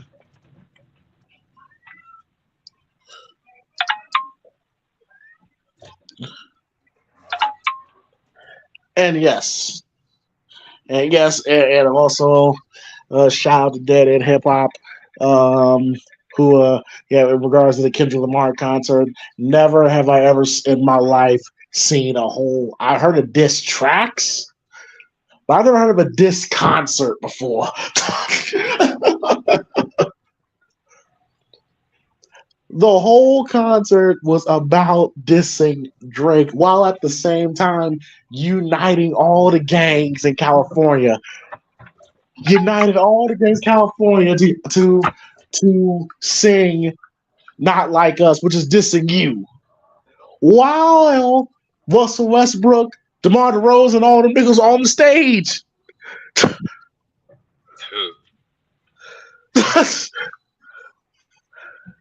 Bruh, even LeBron switched sides. Because he was there. Like, it is bad right now. The man united the whole West Coast to tell Drake that we don't fuck with you. If that's not hate, if that's not just pure hate, I don't know what is. That is just pure hatred on Kendrick's part. And here's another thing too, MG. It ain't like Drake. He can't do a concert like that. He can't do a concert like how Kendrick did it. He can't. No. Like how Kendrick had it when he had all the hoods. Like he can't do that in Toronto. Fuck no. Fuck no. So the next time we hear from Drake, but that hit better. That next song we come, it better be a smash, because right now I think it's pretty unanimous that the people have decided that Kendrick won this. I mean, that's been decided for a while now. I mean, that's been decided basically since Kendrick dropped 3 songs in like 48 hours. At this point, he's just dancing on the man's grave. And we still ain't done Because did you hear him? G? Apparently he's filming the Not Like Us video as we speak. Yeah. Good. So and he got an album coming out. So there could be more. I mean, I'm glad. If you're gonna beef with a motherfucker, hey, destroy that motherfucker.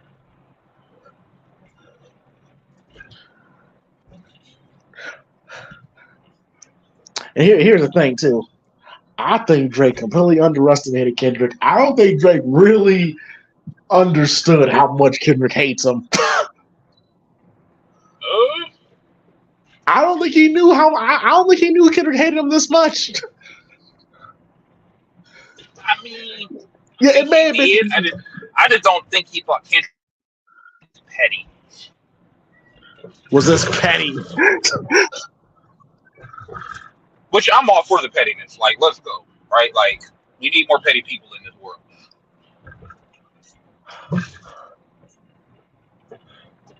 I just don't think he thought Kendrick was this petty. I'm thinking, because Kendrick ain't never really been on this kind of time like that before. So Drake probably thinking, all right, cool, we're going to do a couple songs. I'm going to put out a couple bangers. Kendrick going to back off.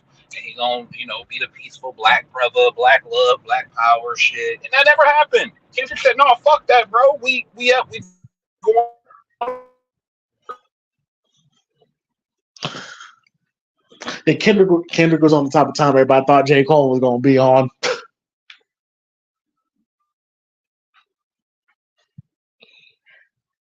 Which, by the way, if you're a J. Cole fan, look, support your guy. But I never want to hear him say anything about. I don't even want to hear him say anything about Big 3 ever again. Ever. I don't want to hear Big come out of his mouth ever again. I'm just saying. Because honestly, Cole would have been an easier target, if we're being honest. For who? For Kendrick or Drake? For Kendrick. Yeah.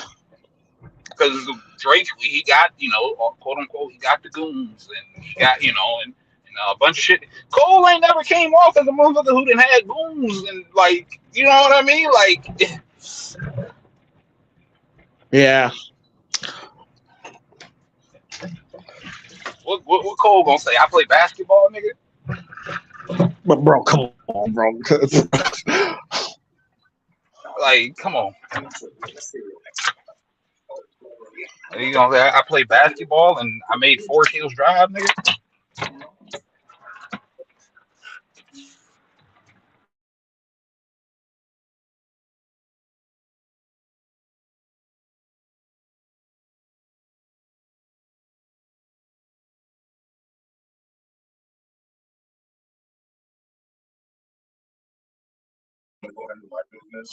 Okay, wait a minute, man. Some right here now. Now Liv is going to bat for Judgment Day, offer him title opportunities. She's starting. Okay, this is part of her plan. All right, she's not trying to just lure Dominic. She's trying to win over the Judgment Day on top of that too.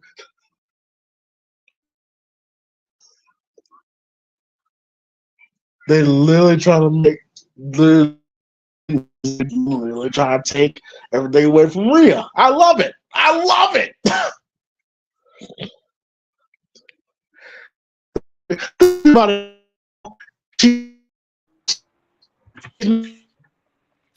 She's sucking up the Dom, but she's also sucking up the Judgment, buying them gifts, going to the bathroom to give them title opportunities and all that shit. Like, this is a brilliant plan.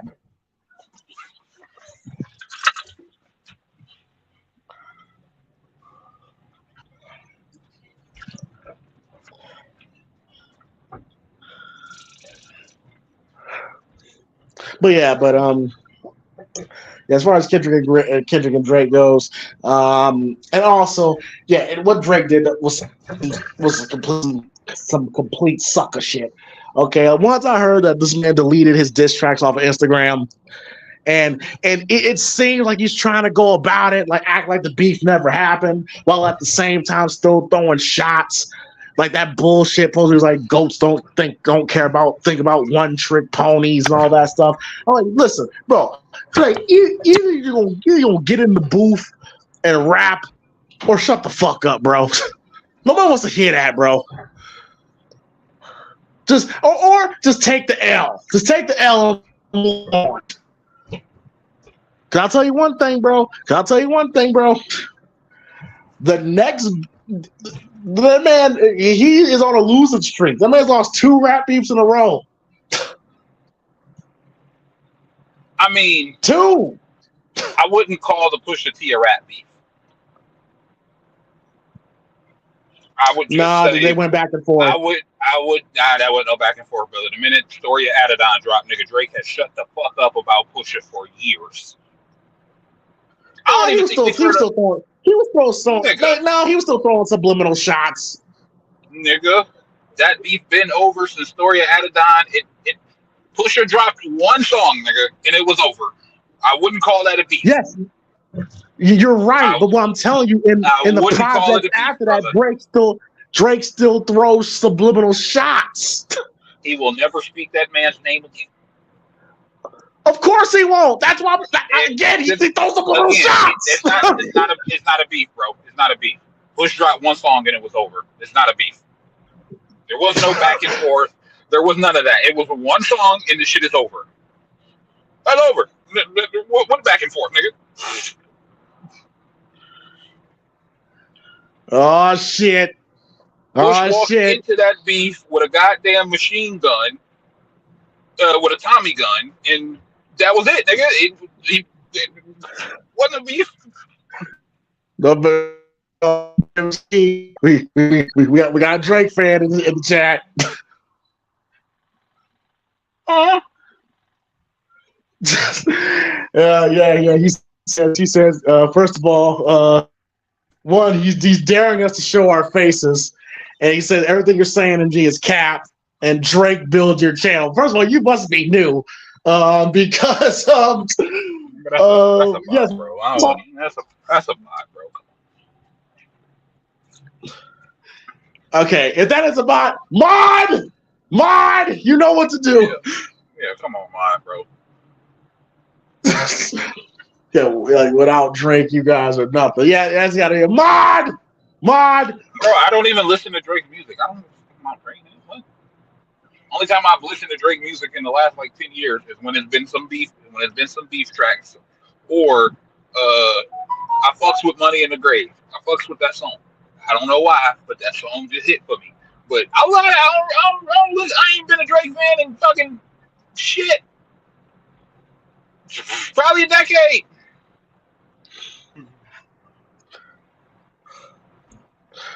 Look, listen, man, he let somebody bitch smack him, and he let a nigga piss on him. I don't give a fuck about Drake. Like, listen, and he got another man running around the world calling him the P word. Like, bro, come on.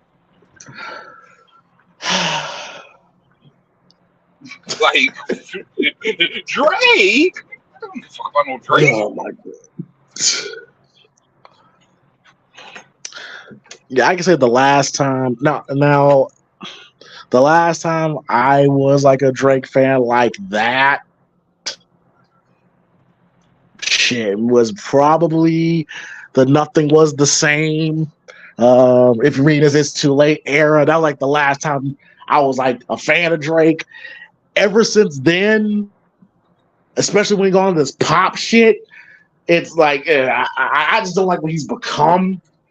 And especially if all the weirdo shit about Drake is true, then yeah. Yeah, bro. Come on. That weirdo ass fucking dude out of here, bro. I'm telling you, I've been noticing that anytime we talk bad about Drake, bro, the Drake fans come out like out the darkness like motherfucking Michael Myers, bro. It's crazy. Now, Hardy, you tripping, brother? You might have to go too, bro. Okay, Hardy playing. He playing. He don't mean that. I'm not endorsing that. You don't mean that, bro. You don't mean that, bro. I really hope he don't.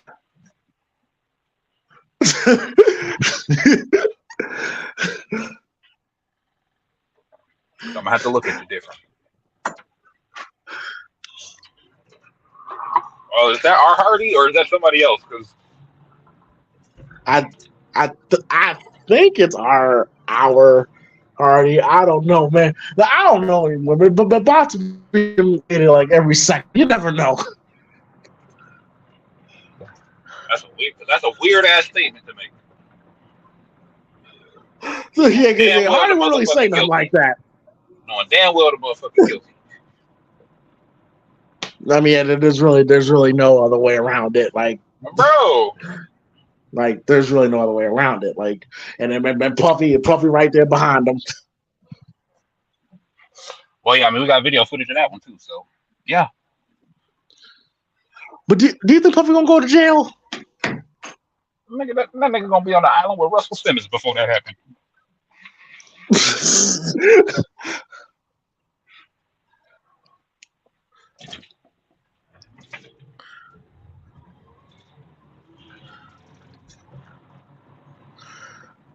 All right, here comes Damian Priest. Ugh. Man, listen, bro, it's gotten, but in our Discord, bro, look, people have grown to dislike Seth Rollins so much. I didn't know people hated this man this much.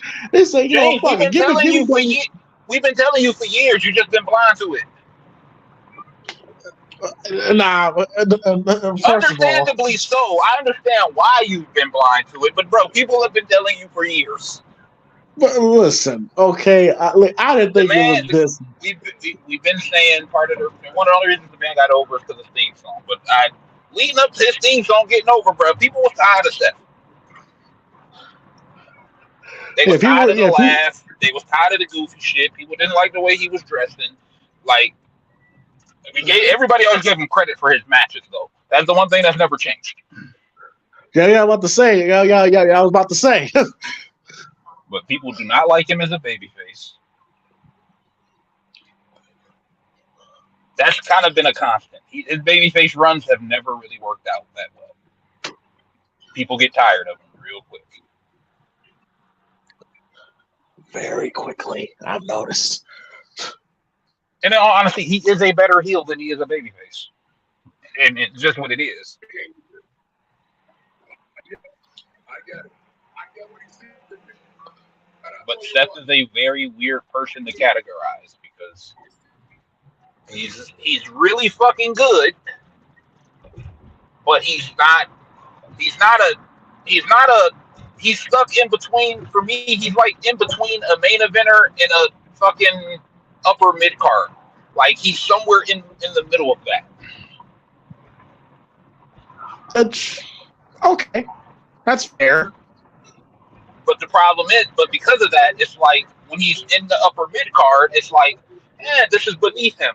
But when he's in the main event, it's kind of like, I'm not liking this. He's in that really weird spot.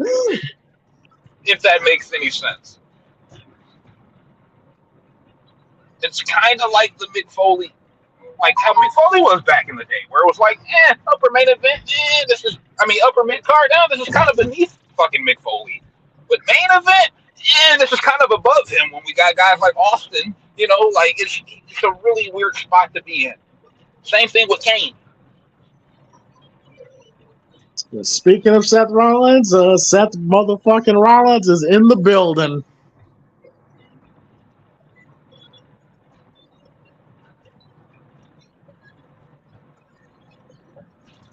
Now, I will say this. I will give a little critique. So far, nothing about him has changed. I mean, it won't because Seth is at his best when he is a very serious character. I think we can all agree on that. Yes, yes. Yeah, this is true. As a babyface, he is never a straight serious character. But that's the frustrating thing. He's never a serious character, but he shows flashes of it, and when he shows it, he's great. Yeah, but again, he still also is one of those guys that you don't really pencil into the upper echelon. He's in that middle ground, and he has been up in the main event scene a lot more than a guy who is in that spot typically is. Which is where you get people who get tired of him. Carlos says that's why his best face run was with the Intercontinental title. Yeah, I'm pretty sure a good number of people will agree with you on that. But like, he's not Brock, he's not Roman. Yeah, you know what I mean? He's not Rock or Austin or Cena or Orton, where you say these are your main eventers, and you're like, okay, we cooking.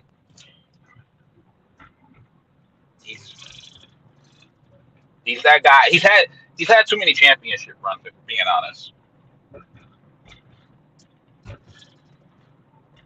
Guys in his spot typically only win the belt like 3 times in their career. He hasn't been in that position Hardy says too much.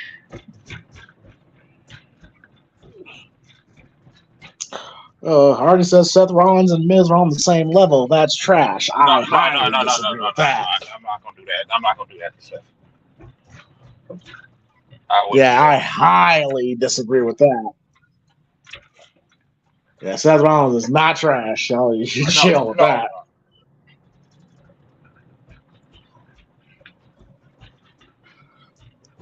Yeah, he's just not. But what Dominic saying was, I hate to use the phrase, but he's just not an A+ player. Like, I hate to use that phrase, but he's not. He's not a B. He's not a B+ player either. He's like an A-. He's right in between. I would just say I would say solid A. He's a solid A. No, he ain't that high yet, bro. Stop it. He's a solid A. He ain't that high yet, bro. Stop it. You can go through the list of people who are probably solid A's. Seth ain't it, bro. Stop it. AJ Styles is a solid A. Drew McIntyre. He's kind of, in all honesty, Seth and Drew are kind of in the same spot for me. Oh, shit. Really? After the run Drew's been on? Oh, do you look at Drew as a fucking carry the company type fucking A+ main event guy?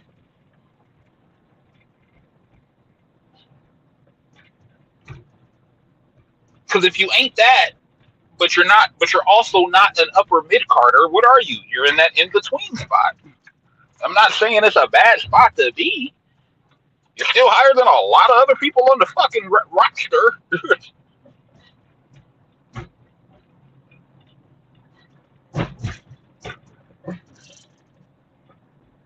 And I can't classify Cody yet because this is the first time we're seeing him get a run in that position. So we'll know more about that as time goes on. But we've seen it with Seth. We've seen it with Drew. Right? They're not Punk. They're not fucking Roman. They're not Rock, Austin, Cena, Orton. Like, they're not. Kevin Owens is in that same position. Not necessarily an upper mid-card guy, but also not necessarily in that main event spot. He's an in-betweener. He's an in-between kind of guy. All right, so where you put Damian Priest? What grade you give him? Y'all want me to be honest? That's what you're here for.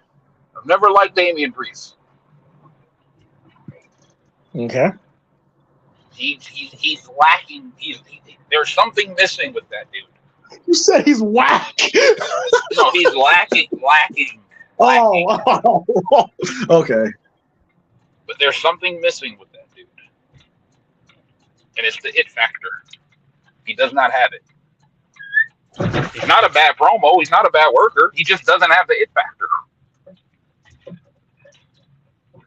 It happens. B. Rob asks, would you compare Seth Rollins to Prime Jericho? It depends on. Okay, so I'm not a fan of Jericho. So you're probably asking the wrong person because my opinion is definitely biased against him. Oh, shit. You might want to ask somebody who doesn't hate Chris Jericho. I mean, as someone that actually liked Jericho, during his prime years, that's actually not a bad comparison. That's actually not a bad comparison because Jericho's kind of in that same position that Seth is in, where it's like, where he's good enough, where he's good enough to be in the main event picture, but when you actually put the belt on him and ride behind him, it doesn't go well. That's actually not a bad spot because that's the spot Jericho was in for years. You want to know the spot Jericho was in for years? He was in a fucking tag team. Just go back through the years. Jericho has been in tag teams probably most of his WWE. I'm not doing that to Jericho. Jericho's best shit was not with a tag team. Stop it. I didn't say his best shit. I said most of his career was spent in tag teams in WWE. Outside of like the Shawn feud and his initial debut run, he's been in tag teams. Wait. Think about it. Hang on. Okay, he was a tag team with Chris, with the man who shall not be named. He was a tag team with Edge. He was a tag team with Big Show. That's it. What are you talking about? Kevin Owens. Okay, the Kevin Owens shit. Oh, the AJ shit. Oh, that's right. Bro, you may not realize it, but Jericho has been in long term. He's probably been in a tag team more than people realize. Oh, and yeah, you're right, Tim. Yeah, Christian, yeah.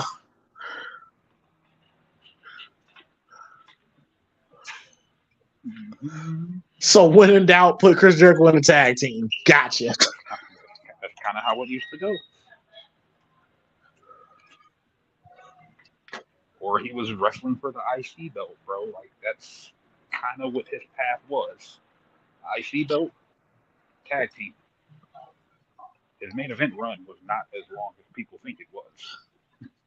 All right, Emotional Zombie has okay. Where do you rank Shinsuke and Finn Balor? What's your grade for them? Shinsuke's gonna flop. Finn Balor, I would put as a. Oh, Gunther's here. God, finally, fuck. No wonder where this nigga was at. I think Shinsuke's Shinsuke's a flop.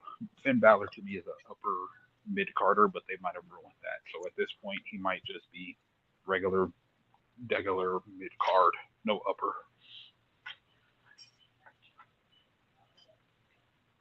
That's kind of where we're at with Finn. And I don't know if they could fucking do anything to save. The minute they killed the demon character with Roman, it was over. That was one of the most protected characters in the company, and that motherfucker lost to Roman. It's over.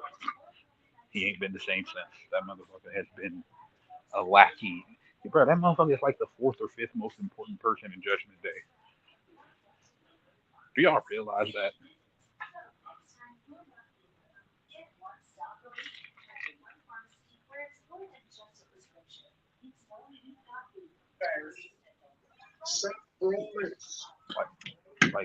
Like. You know what?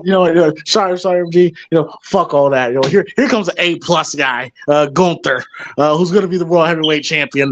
Which, by the way, who I've been called for the past. MG, you may disagree, but in my opinion, he's been the best wrestler in the world for quite a while now, and I'm ready for him to be the world champion. Let's get this over with. Let's get it over. Let's put the goddamn belt on Gunther now. Why not? He hasn't been better than Dragunov. I will argue on that. But that IC run is probably gonna go down as one of the greatest runs of all time. I mean, trust me, I'm as big a Gunther fan as there is out here. He ain't been better than Dragunov. But I will say Gunther's one of those guys. We gotta wait and see what he do once he gets the belt. I want him to get the belt at SummerSlam, and I think he'll be fine. But we gotta wait and see. Because as you can see, kind of how the last few years have gone with the people who have been in these positions. Heavy is the head that wears the crown. It ain't as easy as it looks.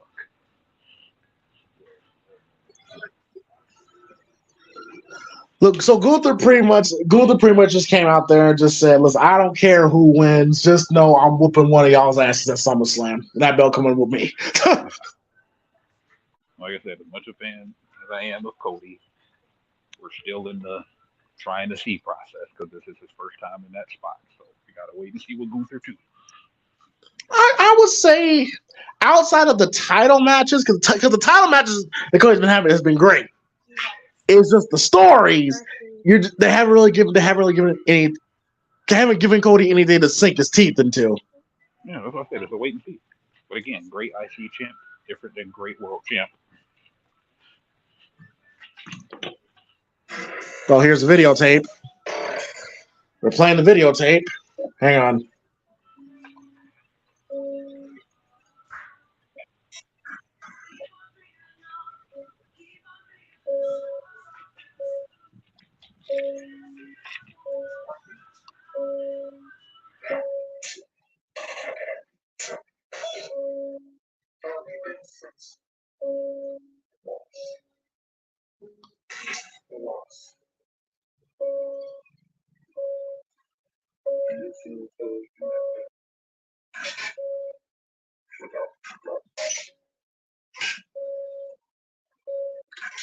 Uncle Howdy talking to himself.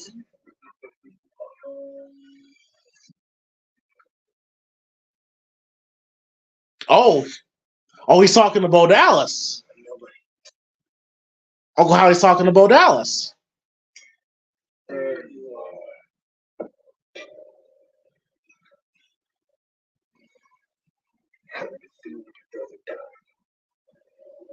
Oh shit!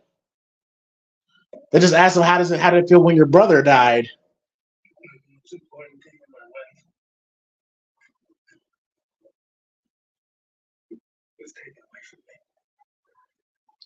Bo looks so much like Bray. It's crazy. He looks like a thinner Bray Wyatt. It's crazy.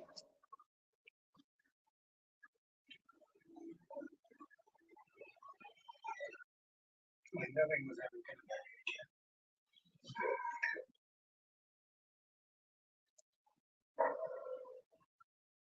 Don't you think you destroyed your brother's legacy?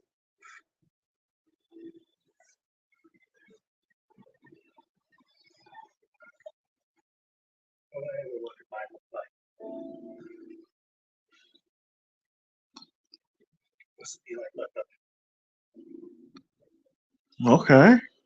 All right. Seeing like where this is going. So it's a video package, and it looks like it's Uncle Howdy talking to Bo Dallas like in a therapy session. So I could have the opportunity, so I could work there next. And we were gonna roll together. And they finally made it. We were there. We had it.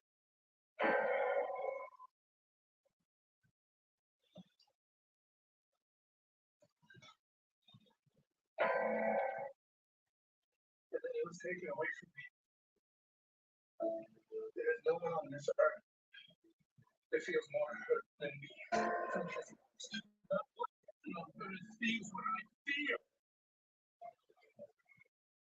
Dang, your Bo looks so much like Bray, man.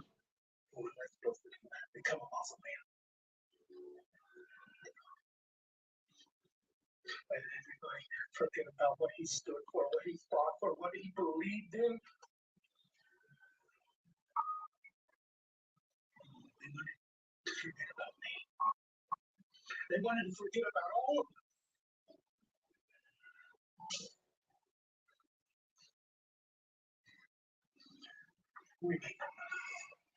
We made them all remember. This is some good acting by Bo.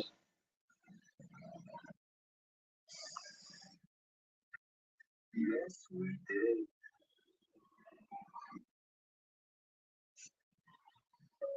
So Uncle Howdy's like Bo's alter ego. You didn't know that?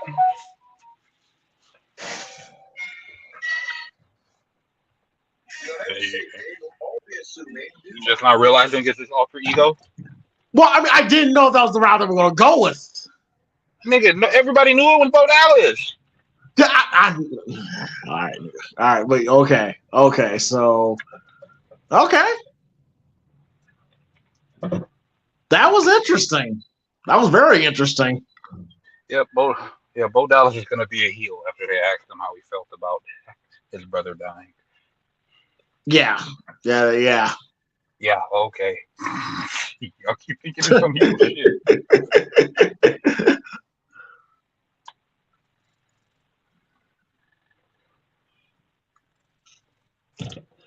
I'll tell you one thing, though. I'm intrigued to see what happens next with this. Debut was cool, but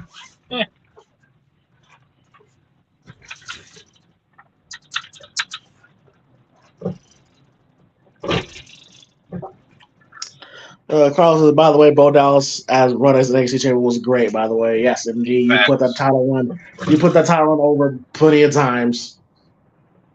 hell yeah, I'm fucking with Bo Dallas.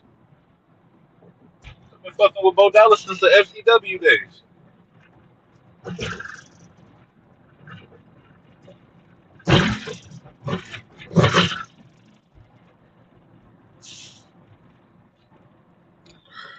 Jack Devori says Jericho's best run was with the IC titles. I disagree. His best run was in 2008. His IC title runs are better than his World Championship runs. I don't even think it's debatable.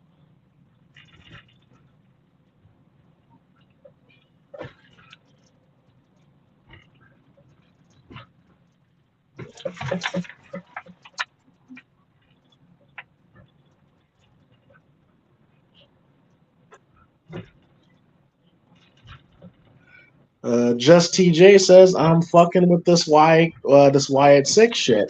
Okay, the angle's over with him. Okay.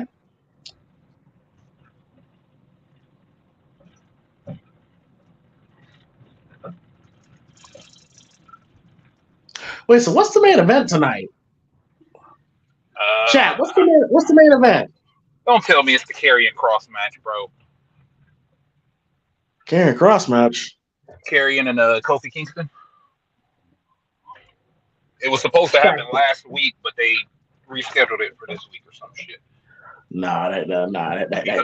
They've been teasing a Kofi and Xavier breakup, and I think they're gonna pull the trigger. Yeah, because something tells me Big E ain't coming back. I to be honest, I kind of been gave up on that. I kind of been accepted that he ain't coming back. And I think Kofi and Xavier probably realize that they're stale. As the New Day, it has gotten stale, and they have only fallen further and further down the show to where they're not even on the show most weeks now, and they're jobbers at this point.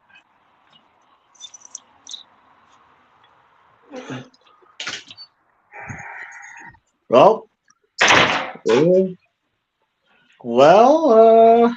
here they come. It's the New Day. Oh, okay. So it's not the main event, or is it? 10:24. I mean, it's 9:24. There's no way in hell they're gonna give They're not going to give Cody and Karrion Kross 30 fucking minutes. No, the main has Drew been on the show yet? Drew has been on the show, but he's not scheduled for anything. Well, I mean, he was scheduled to be on the show. I don't think he was scheduled for a match though. But we haven't gotten Jey Uso either. No, we haven't seen Jey Uso all night long. And we might not. I mean, there might be more Wyatt shit too, or more Judgment Day shit. So.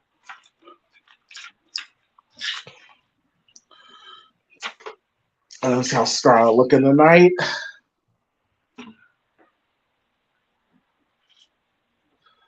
Looking good as always. The Woods and Kofi breakup is finally gonna happen soon. But here's the thing: I don't think people will care now. It's probably gonna be Xavier Woods that turns on Kofi. But again, how many people's gonna care? Maybe like 6-7 years ago they would have cared, but in 2024, I don't know. I mean, well, Xavier's going to turn on him and join the Final Testament. That's probably what's going to happen. Not saying it's going to be a good idea, but Attempts on the wrong feet. You just missed. Triple H refuses to give up on Karrion Kross, and one way you can get him over is by having Xavier Woods turn on fucking Kofi to help him. That'll get Karrion Kross over finally. But Attempts on the wrong feet. You just missed going through. He was on the show tonight. Yeah, and I think the SummerSlam picture is becoming pretty clear. I think it's becoming pretty clear. If Punk is healthy, the first Punk and Drew match will be at SummerSlam. If Punk is healthy. Cody, Randy. Nope, Cody and Solo, bro.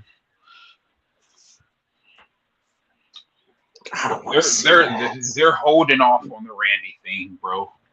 They are saving it because I think they have plans for Randy and Kevin Owens. They just dropped Kevin and Randy merch. Mm-hmm. They got the RKO. Which by the way, I just want to say MG came up with the name first before anybody else did. You just saying. But they're holding off on it.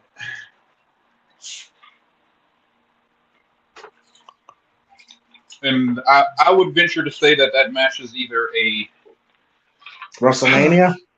No. Now that might be though, because if they can't get The Rock back in time to do it for whatever reason, I would imagine that Cody and Randy would be the backup plan.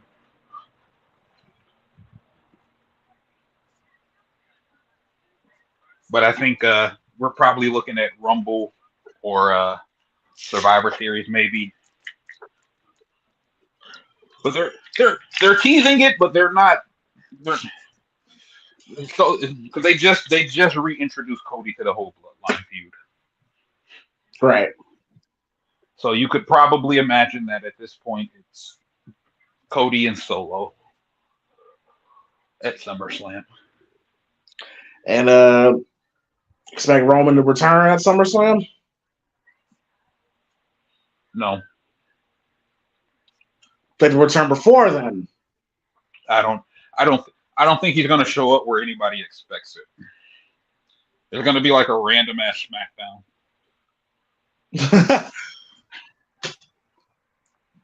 I mean, that's what they did with Jacob.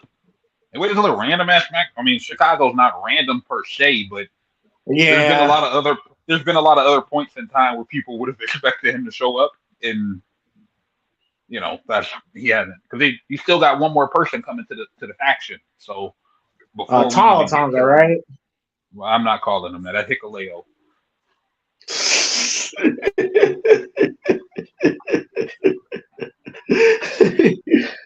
But I would imagine Money in the Bank is going to be a multi-man match with the new Bloodline group. Yeah.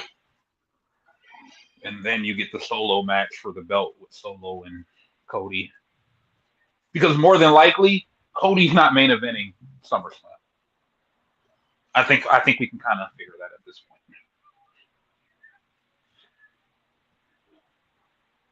Because there's no way bro, if Punk is healthy, there's no way Punk and Drew does not main event SummerSlam at this point. Or it might be Gunther, in all honesty, because they want to get Gunther over in that time. Yeah, I would say Gunther. But unless they have something major planned for the Cody and solo match. But now that Jacob is here, I'm pretty sure we can pencil in Jacob and Randy or Jacob and Kevin Owens at SummerSlam. That's gonna be crazy. Because somebody has to put Jacob over.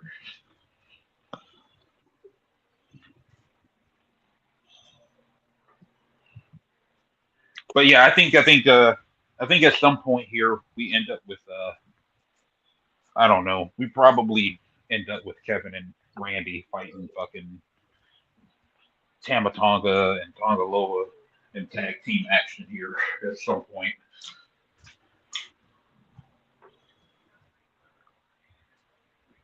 So I think SummerSlam is pretty evident, and I mean you probably can say Braun Breaker, Sami Zayn, more than likely the rematch will be at SummerSlam, no matter what happens in this Money in the Bank match.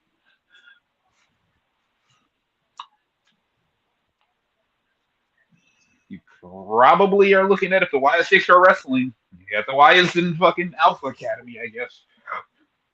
That would not surprise me. Right? I mean, probably looking at Oh shit! Authors of Pain are killing. They're killing Xavier Woods right now. Yeah. Oh, what's that happening tonight? No, I don't think I didn't think it was going to happen tonight.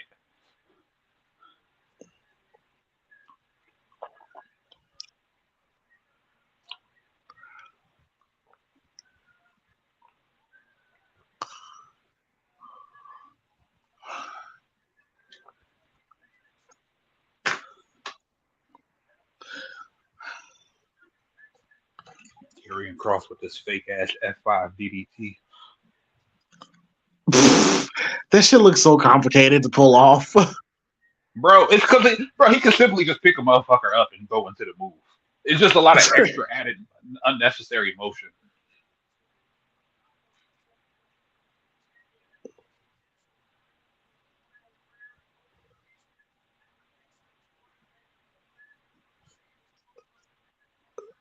Wait, so we still got 30 minutes left. Like what the fuck's gonna end the show? It's got to be Judgment Day or Wyatt's at this point. Unless Braun Breaker's killing somebody else. I think Braun. The Braun got what he wanted tonight. He don't need to kill nobody tonight. He got his IC championship match. Like he's good. Which, by the way, I gave them credit for this. I'm happy because I was concerned once Gunther lost the belt that the belt will lose its prestige. No, like it's still, because it's still treated like it's the title that people actually want. No, it's not. I disagree. I disagree with that. The prestige left with Gunther, brother. I disagree. It left with Gunther.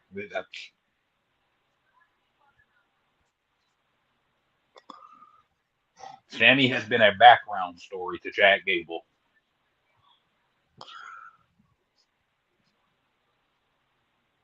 Call it what it is, brother. I don't think it's all prestige. He has been a background story. Has he not?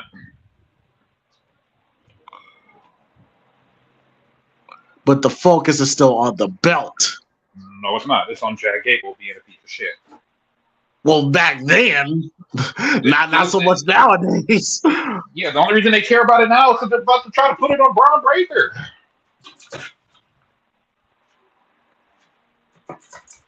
That's when it will matter, bro. No, because They're letting you know. So Sammy was main event with the IC belt with Chad and it still has its prestige. Stop it. It lost it when Gunther lost it. I don't think it has. Which kind of seems to be the case with Sammy's title reigns here. When he wins the belt, it loses its prestige. Kind of a common factor with Sami Zayn if nobody's noticed. Wait. All right, did you have that same energy when he won the NXT belt from Adrian Neville? He had the belt for like a month. Before Kevin Owens wrecked him in a match that had fucking ref stoppage. Like an MMA fight. He had the belt for like 1 month. The night he won the belt, Kevin Owens beat his ass. And powerbombed him on the fucking apron and put him out of action, bro. Like, Sammy's running NXT shit. Sammy had one title defense. And that defense ended in TKO ref stoppage because Kevin Owens was beating the brakes off of him. What NXT title run? It was a feel-good moment because of the chase, yeah. But Sammy didn't even have a belt long enough to give it or take away prestige from it. But I can tell you now, because his run was so short, outside of the actual win, it's a forgettable title reign because he didn't have a chance to do anything with it. Because he didn't have a belt that long.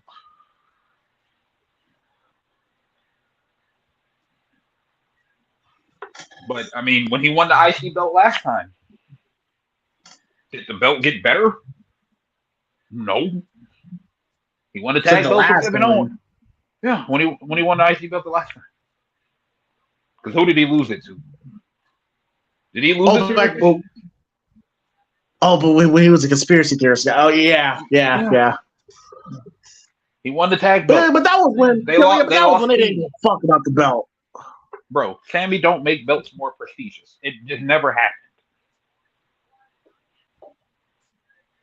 And I'm the person who sat up here for years telling you how great Sammy is because Sammy is great. But nothing as far as titles have gotten better with him holding it.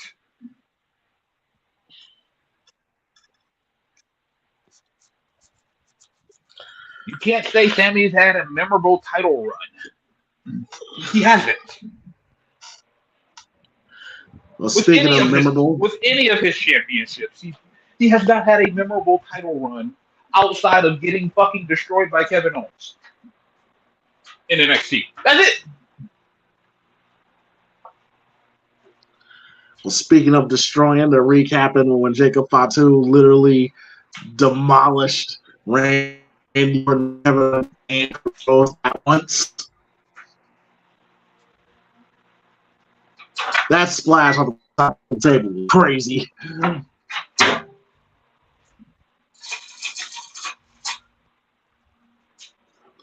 And bro, and Jacob, his first night, and he looks like he belongs.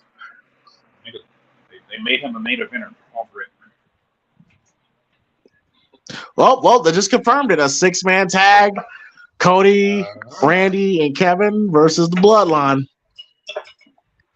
Which means Tonga Loa isn't wrestling.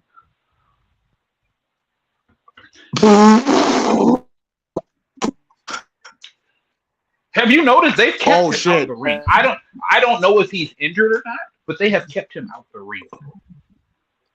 Well, wait, hang on. Next week we got Sheamus. We got Sheamus, Drew McIntyre, and Dragunov. Triple threat match. Qualifying for Money in the Bank. That match is gonna be sick. We know who. And we got Rey Mysterio and Dom next week. Oh, okay. We know who's winning. Winning what? Drew's winning that match. Yeah, Drew's gonna win. Yeah, absolutely. Like I already know what they're gonna do with Drew. About Money in the Bank too. So I mean, hey. Hey, it's written in the stars at this point.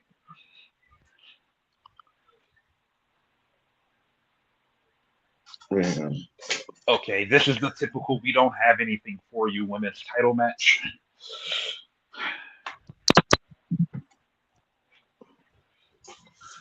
So the main event is the Judgment Day, JD and Finn. Who the fuck are the tag team champs? R-Truth and the Miz.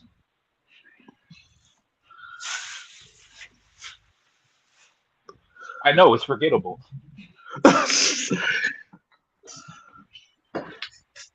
Just like Sami Zayn's title reigns. Something better happen. That's all I'm gonna say. Now, I'm not gonna completely hate it because it's our truth, but they gotta damn, leave, bro. I'm sorry. They get this Miz and R-Truth shit over with, bro. We like R-Truth segments in terms of the comedy, but I have not seen anybody say, "Man, I can't wait for that R-Truth and Miz tag team title match."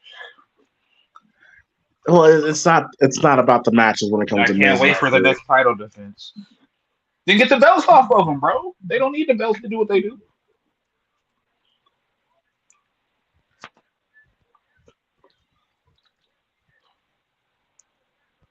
And maybe it's time to start repairing Finn Balor's character so he can fucking feud with Damian Priest when Priest loses the belt. Man, I know what's gonna happen, man. They're gonna make it. They're gonna put him and JD as a tag team, call themselves Irish Airborne, some bullshit like that. Watch.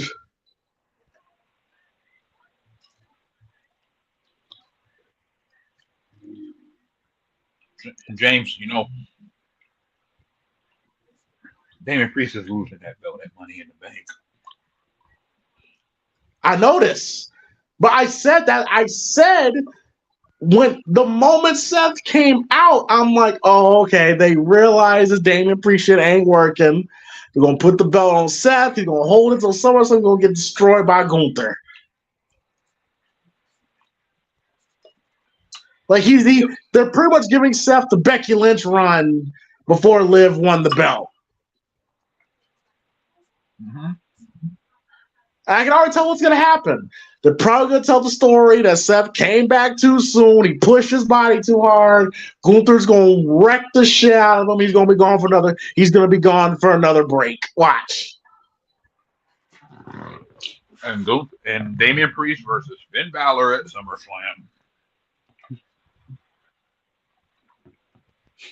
Wait for it.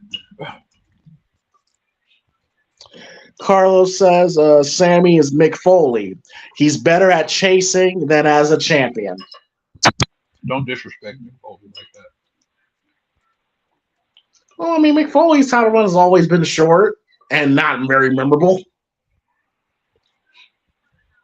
But anytime Mick Foley won the belt, anytime Mick Foley won the belt, he would lose in 2 weeks. Yeah, but Mick Foley gave us so many fucking great moments in general. And Sammy gave us great moments. I didn't see Sammy out there getting his head bashed in with it while he was handcuffed. Yeah, but Sammy gave us one of the greatest bloodline segments ever. Take off the shirt. What memorable things has Sammy done as a champion? Oh, as a champion, that's different. That's different. Mm-hmm. Gets suplexed out of his wife's arms. Oh, that's funny.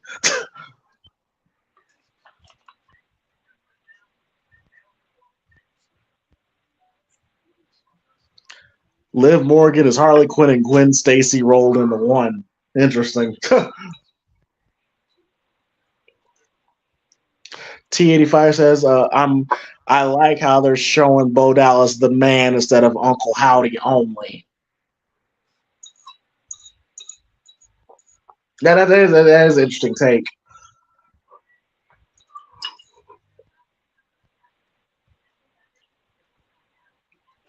I mean, that's what they were doing with Bray before when Bray first got back.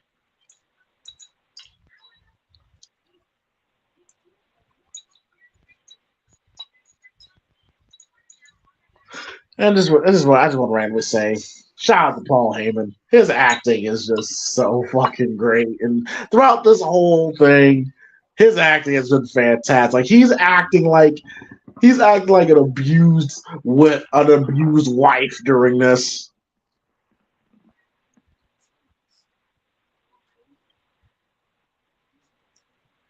So Friday's gonna have to have a bloodline acknowledgement ceremony. I guess they're gonna anoint Jacob as the member of bloodline. As bloodline, he's gonna acknowledge Solo.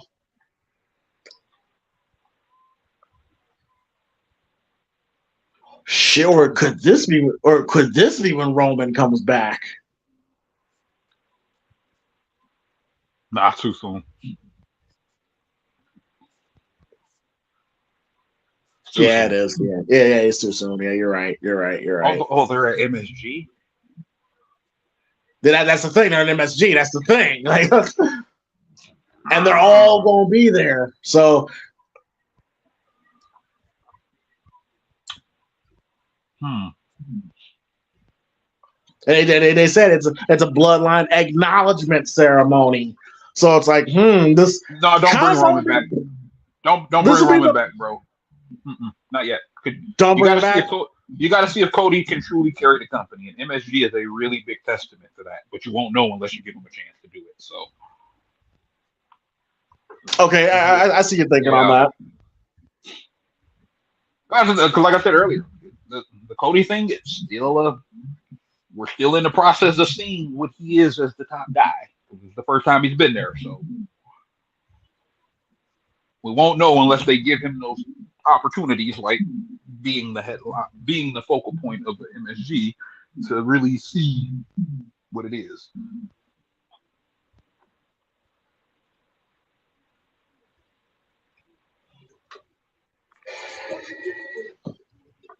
Well, I'll say this: the crowd still loves R-Truth, man. That's cool. Get the tag belts off these motherfuckers.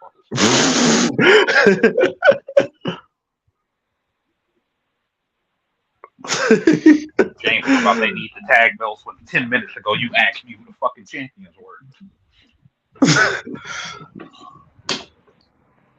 But they don't wrestle that often, okay? Bro, you literally asked me like 10 minutes ago who the tag team champ was.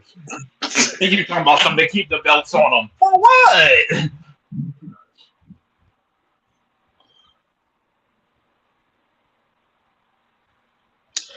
Ethan, forgetting they exist. Ethan, do you think that he's gonna have Randy? Ethan, we already discussed it. MG believes they're gonna wait until maybe Royal Rumble or WrestleMania time to pull the plug on the Cody and Roman thing. I think Randy's the backup if Rock isn't available. Because that would be, I mean, you could do Cody and Roman again if Rock isn't available, but Cody and Roman 2 would not be as big as Cody and Randy. Cody Roman 3. 3, yeah. It wouldn't be as big as Cody and Randy at this point. Just because of how things are played out. Now here's the thing. Do you think Roman's gonna stay a heel? Hell no. Okay. When he comes back, he's automatically going to end up being a babyface. I think we all kind of know that.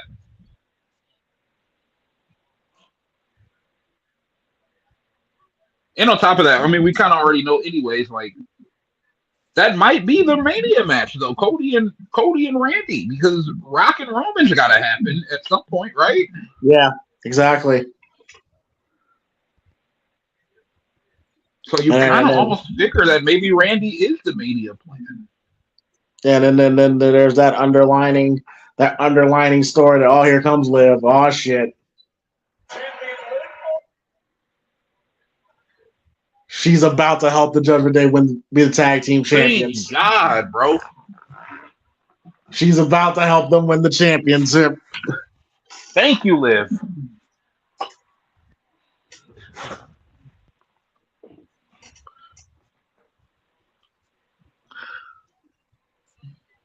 Yeah, but like I said, there's the underlining story that people feel that the Rock is really the one behind this new bloodline shit. So it makes sense. Yeah. So yeah, maybe Cody Randy. I mean, yeah, maybe Cody Randy is the Mania match. Yeah, Cody Randy main event night 1 and the Rock and Roman night 2. Yeah. That would make sense.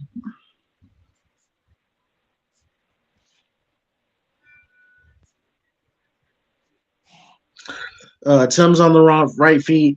Sorry. Tim's on the right feet. What would his character be as a face? Having redemption at the top? No, saving his fucking family from fucking psycho ass Solo.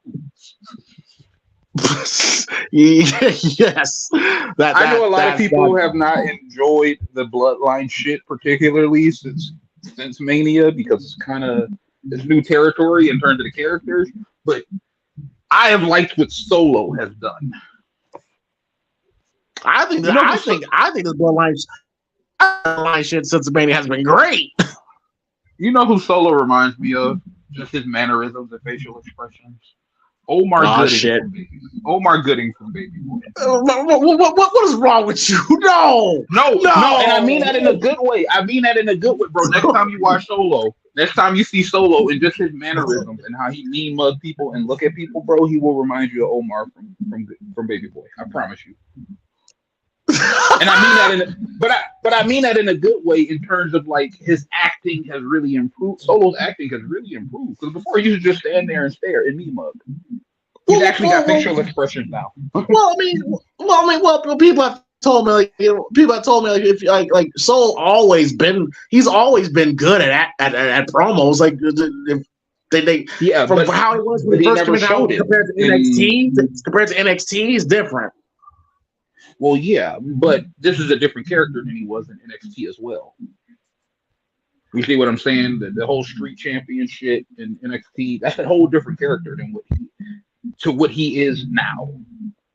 Because he went from the street champion to bloodline enforcer to where he is now. Which he's always had a really good meme mug, right? Like that's never been something that people have like, oh no, he doesn't look menacing. No, he does. He absolutely does. But his range in terms of facial expressions and mannerisms have really improved a lot. And I'm giving him credit here. I'm not tearing him down. This is me giving him credit for how good he has been. Yeah. So that has been a big improvement. But I also think the thing too is there wasn't a lot of hype behind Tama Tonga or Tongaloa coming in unless you're really familiar with their work as Gorillas of Destiny or the work as part of Bullet Club. There wasn't a lot of hype behind it, so a lot of fans are still like, who the fuck are these guys at this point? Right? The hype has been there for Jacob Fatu, and everybody's known he's coming in, so he's fine. But I think that's also been part of it is that you got two guys in Tongaloa and Tama Tonga who kind of just got thrust into a position and we can say, they wrestled in New Japan, they've done this. WWE, a lot of WWE fans don't watch outside shit. So you gotta remember, the last time people saw Tongaloa, that motherfucker was Camacho. Exactly. Nigga was a Mexican luchador. Now he's Tongan. Right? That would have worked back in the 80s, right? But like we're in the 2000s now. So like it's kind of the thing that Luke Gallows has had to deal with all these years in WWE. That's Festus, nigga. Right? Like, so that's part of it. I've been a big fan of Tama Tonga since the Bullet Club days, so I fucks with him. But the fans don't really know much about him either. That's also the other thing is we don't know much about those two. We just know they're Haku's kids.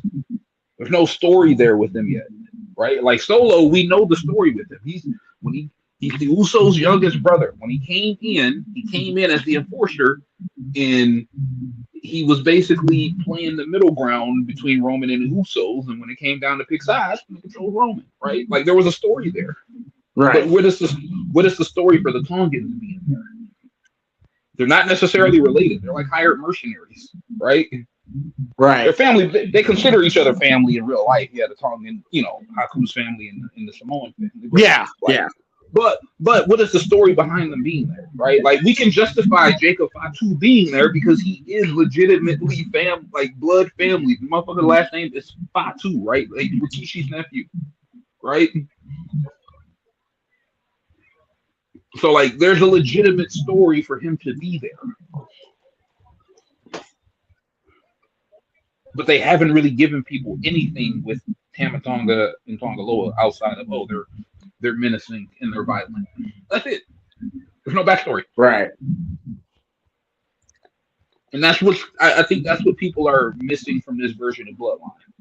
Because the original version, it was Roman, head of the table.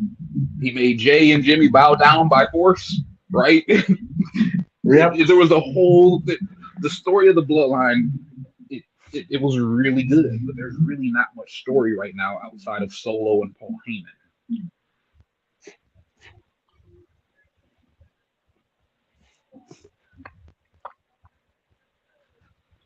So they gotta flesh some things out with that. I'm sure it'll happen in time. Yeah, because I mean, even saying, "Oh, those are Haku's kids," bro. When's the last time Haku was in the E? This new generation don't know shit about Haku, bro. You know what I'm saying? Like we know, Yeah. but like this new generation don't know who the fuck that is, bro. He ain't been on WWE TV in forever. Last time I saw him in WWE television, it was in 2001. Bro, yeah, early 2000s when he had that little brief run when he was wearing the black pants and he was in a couple. He was in a Rumble or two. Like that's it. I ain't really seen much, right? So like these new fans don't understand how badass Haku is and was, and like the fact that his sons are badasses. Like they don't really get it. They don't know. You know what? I just realized something. Okay, this is good. So this has just been the running joke from Monday Night Raw. Anytime the Judgment Day is in the main event, motherfucking Braun Strowman just comes out and chases one of them. No, he's going after Dom specifically. Like that's it. It's just Dom. He always chases Dom. It's just Dom. You had that one show where Liv had to stop him from chasing Dom, right? Like,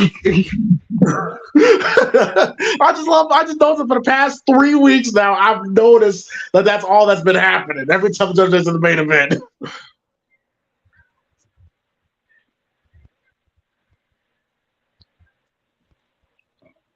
Five moves of doom.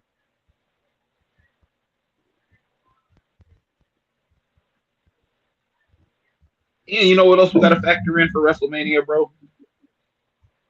John Cena. Probably going to be his last WrestleMania. Yeah. Yeah, but who would he go? And I doubt John Cena's going to be wrestling. I doubt he's going to be wrestling JD McDonough at WrestleMania. So. Well, I mean, for his last match, I've always said his last match should be against Randy Orton. Personally, well, Orton's going to be busy with Cody, so we have to find another option. CM Punk will be busy. Roman will be busy. Who do you put him against? Does he win his last match, or does he put somebody over? Wait, Liv Morgan.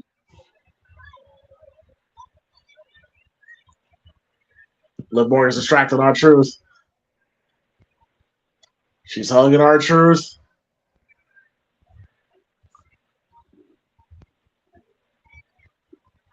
Oh shit! Well, there you have it. There you have it. She literally helped the Judgment Day with the tag team belts.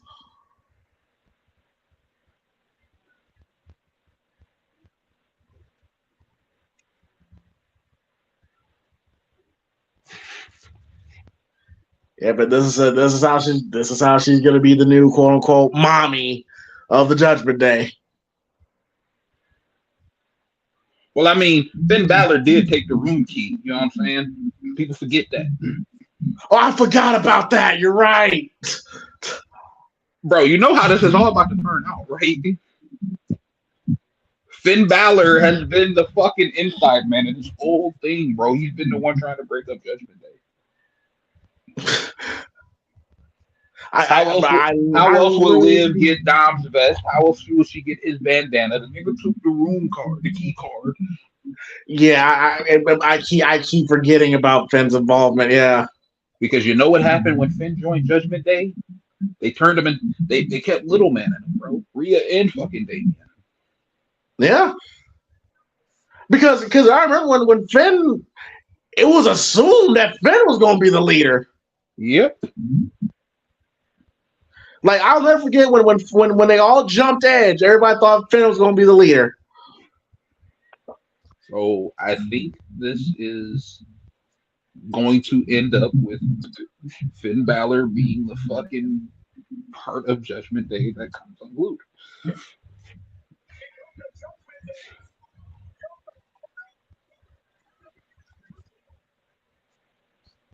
Very interesting. Very interesting. JD McDonough got main roster gold, boy. Yeah, who would have thought? Let's go Liv. All right, y'all. All right, Finn don't look too mad that she's there. Look at that. No. Well, so when Rhea shows back up, that'll definitely make things interesting. But Chad, how'd y'all feel about Monday Night Raw tonight?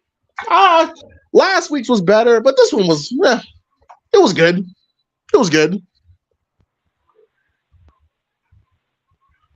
Yeah, let me know, Chad, what you thought about Monday Night Raw tonight.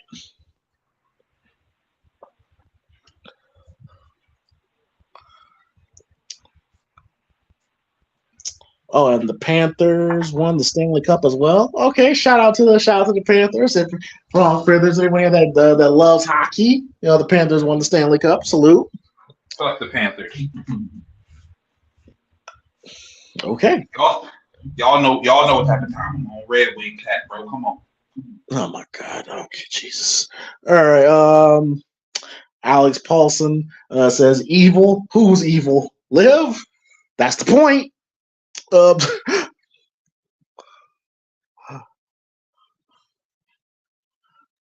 Emotional Zombie. I watched the 3-minute warning versus Billy and Chuck from 2002 the other day, and thought about how Rosie would be like in the Bloodline if he was still alive.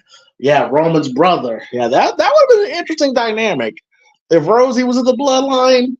Yeah, his actual brother in the group. That would be interesting. Oh, and Umaga or Jamal. Did you ever see that photo, MG? The photos of what the Bloodline would have looked like in 2002, when you had like 2002 Rock, Paul Heyman, Rosie, and Jamal and shit, and Haku and Rikishi.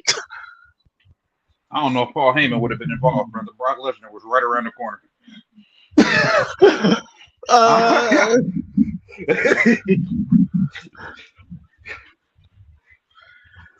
Do you think that Bloodline? Do you think that would have worked if the Bloodline existed 20 years ago?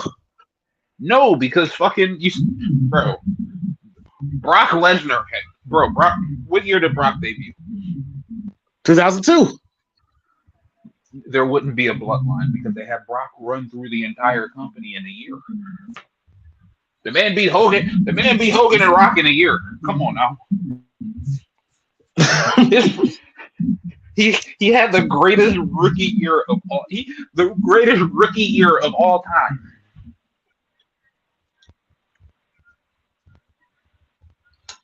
Maybe he might have been a babyface for a lot of it. Maybe he beat Bloodline Rock at SummerSlam. But oh my God, a Bloodline heel Rock in 2002. Oh my God. But it wasn't much else that was going to happen when Brock came on the scene. So, well, I mean, like chat, like think about this in an alternate universe, right? Let's say The Rock never leaves for Hollywood, right? And we get the first generation of the Bloodline of WWE. We have The Rock, That 3 shit minute ends warning. the minute Brock gets there. Again, Well, it doesn't happen. The man beat Hogan and The Rock in a year. MG, I just said in an alternate universe. Yeah, alternate universe where Brock doesn't show up. No, alternate universe where Brock still shows up, but you got the bloodline. The same exact story happens in every alternate universe. Brock beats everybody. Yeah, exactly. But you could stretch that shit out for like 6 months to a year. Are you listening to what I'm saying right now? No. You're not listening to what I'm saying. There is no alternate reality that Brock exists in where it don't go down the way that it went down. He destroys and wrecks everything in the first year. There is no bloodline because the minute Brock shows up on the scene, the bloodline is no longer the focus of the show. Yeah, well, yeah, Brock Lesnar showed up when the bloodline was on the scene a couple years ago. And look what happened. Yeah, that wasn't O2 Brock. That wasn't O2 Brock. It don't matter. Brock's still Brock. Bro, exactly. They were about to have Stone Cold lose a TV match to this man. Bro, Vince was willing to let Austin walk out the door. Do you understand how crazy this is, bro? That is crazy to say out loud. That is crazy to say out loud.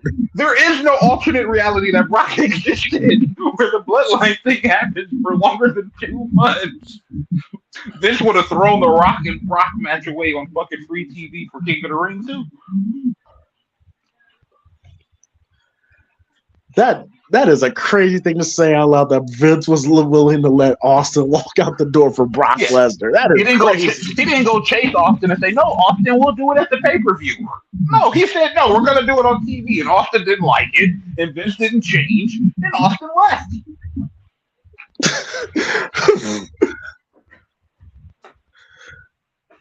I don't foresee that happening with anybody else but Brock. Maybe Hogan. But that is a crazy thing to think about, bro. Oh, good promotion. Good point, Emotional Zombie. Emotional Zombie says also don't forget with Triple H and Evolution around the corner, that bloodline shit would not last long. Evolution thing wouldn't have lasted either. Let's look around. Wait. They're on different brands. Though. Brock was about to leave. Oh.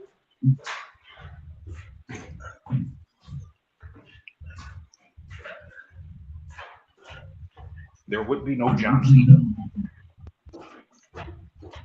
Now that is true.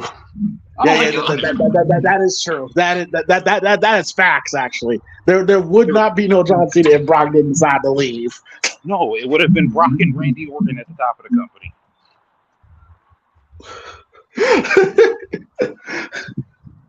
That's actually legit facts. Like people don't forget, like Cena was about to get fired numerous times before Brock decided to walk out the door. Yeah. People get Vince did not fuck with Cena like at all at first. No, and again, Brock. I don't think you can find somebody who's had a better fucking initial run than him. Kurt, the man was beating Undertaker in Hell in a Cell. No, Kurt is the closest. Like he literally won every single championship. I said in the first year. But you got to remember, Kurt, he was still a comedy character as well. Right? They used him to make fun of shit a lot of times. Right? Brock was serious from day one. There's nothing. Okay, I see what you're saying. Okay. Bro, he beat Hogan and The Rock in a year span. In the same month. And they were going to feed him Stone Cold in a TV match. Feed him Stone Cold.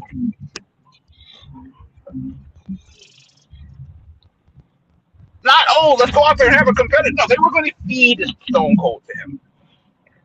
Like Stone Cold with some fucking mid-card fucking. Yeah, like they were gonna.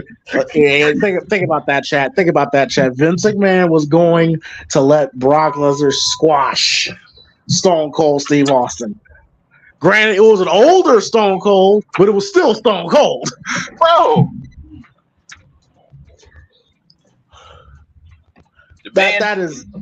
That's wild. That is wild. You go through the list of who all the top guys were at that time, and Brock ran through them all in the first year. Essentially, outside of Austin, because the match never ended up happening. He beat Undertaker in Hell in a Cell, which Undertaker did not lose Hell in a Cell matches. Yeah, this is true. Wait, bro. Well, he lost the first one. Yeah, we know why. But I see what you're saying. I see what you're saying. Yeah. But yeah, like you would have had to have been there to understand the Brock Lesnar thing in the moment when it was happening. Agreed. Yeah. Brock 2003 was different. Well, he was very different, bro. Bro, first two SummerSlams, fucking Hogan and The Rock.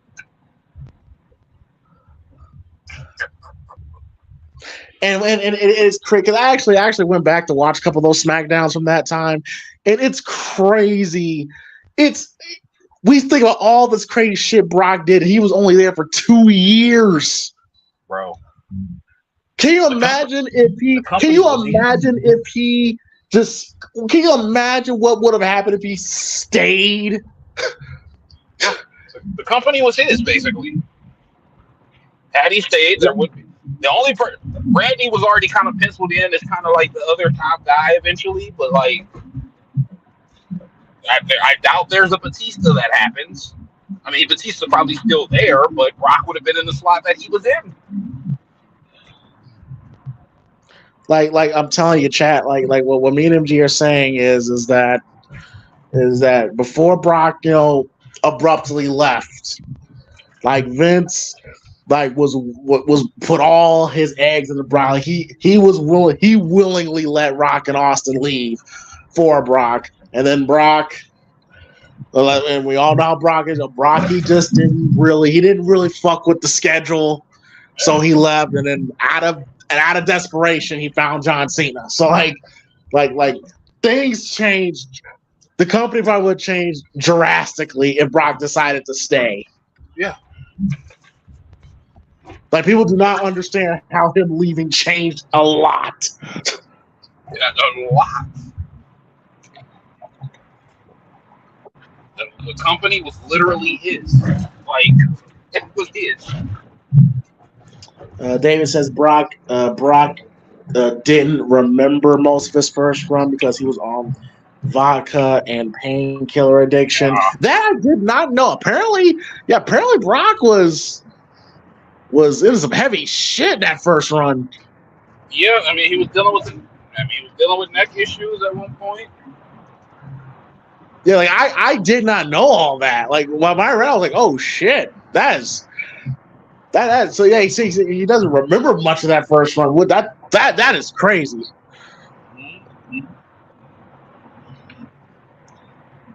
That Killer Khan says, yeah, he was overbooked and it took a toll on him. But hey, man, listen. But it took a toll. Listen. That WWE schedule, listen, it ain't for the faint of heart, weak in heart. Like, that schedule is crazy. Okay, it's not meant for everybody. Like, if you really want to work for WWE, you really gotta love working there because that schedule that they have you on is insane. And if you're somebody that doesn't like to be that rather be home, you're not gonna like it. Well, why the fuck do you think Brock? Why do you think one of the first things Brock asked for was, yeah, it's a part-time schedule. Like, I'm not gonna be there every like. If you're a homebody, WWE's not for you. Yep. My brother man won King of the Ring in the Rumble. Title in his, bro. Like, y'all just don't understand. And if Austin actually would have went through with that fucking King of the Ring match, we would have been talking about Brock coming in his first 2 years and literally beating like the top 15 guys on the roster. It's like, y'all don't understand how psycho that is. Oh shit! I didn't know that, but David. It's a plus. Brock didn't like the travel, which which he was famous for. He hired a pilot to fly him, and lived in his basement. Oh. That is crazy. Oh, this is a good question. Yeah. Since a lot of us acknowledge that the OVW 2003 draft class is probably the greatest draft class in wrestling history. With Orton, Cena, Shelton.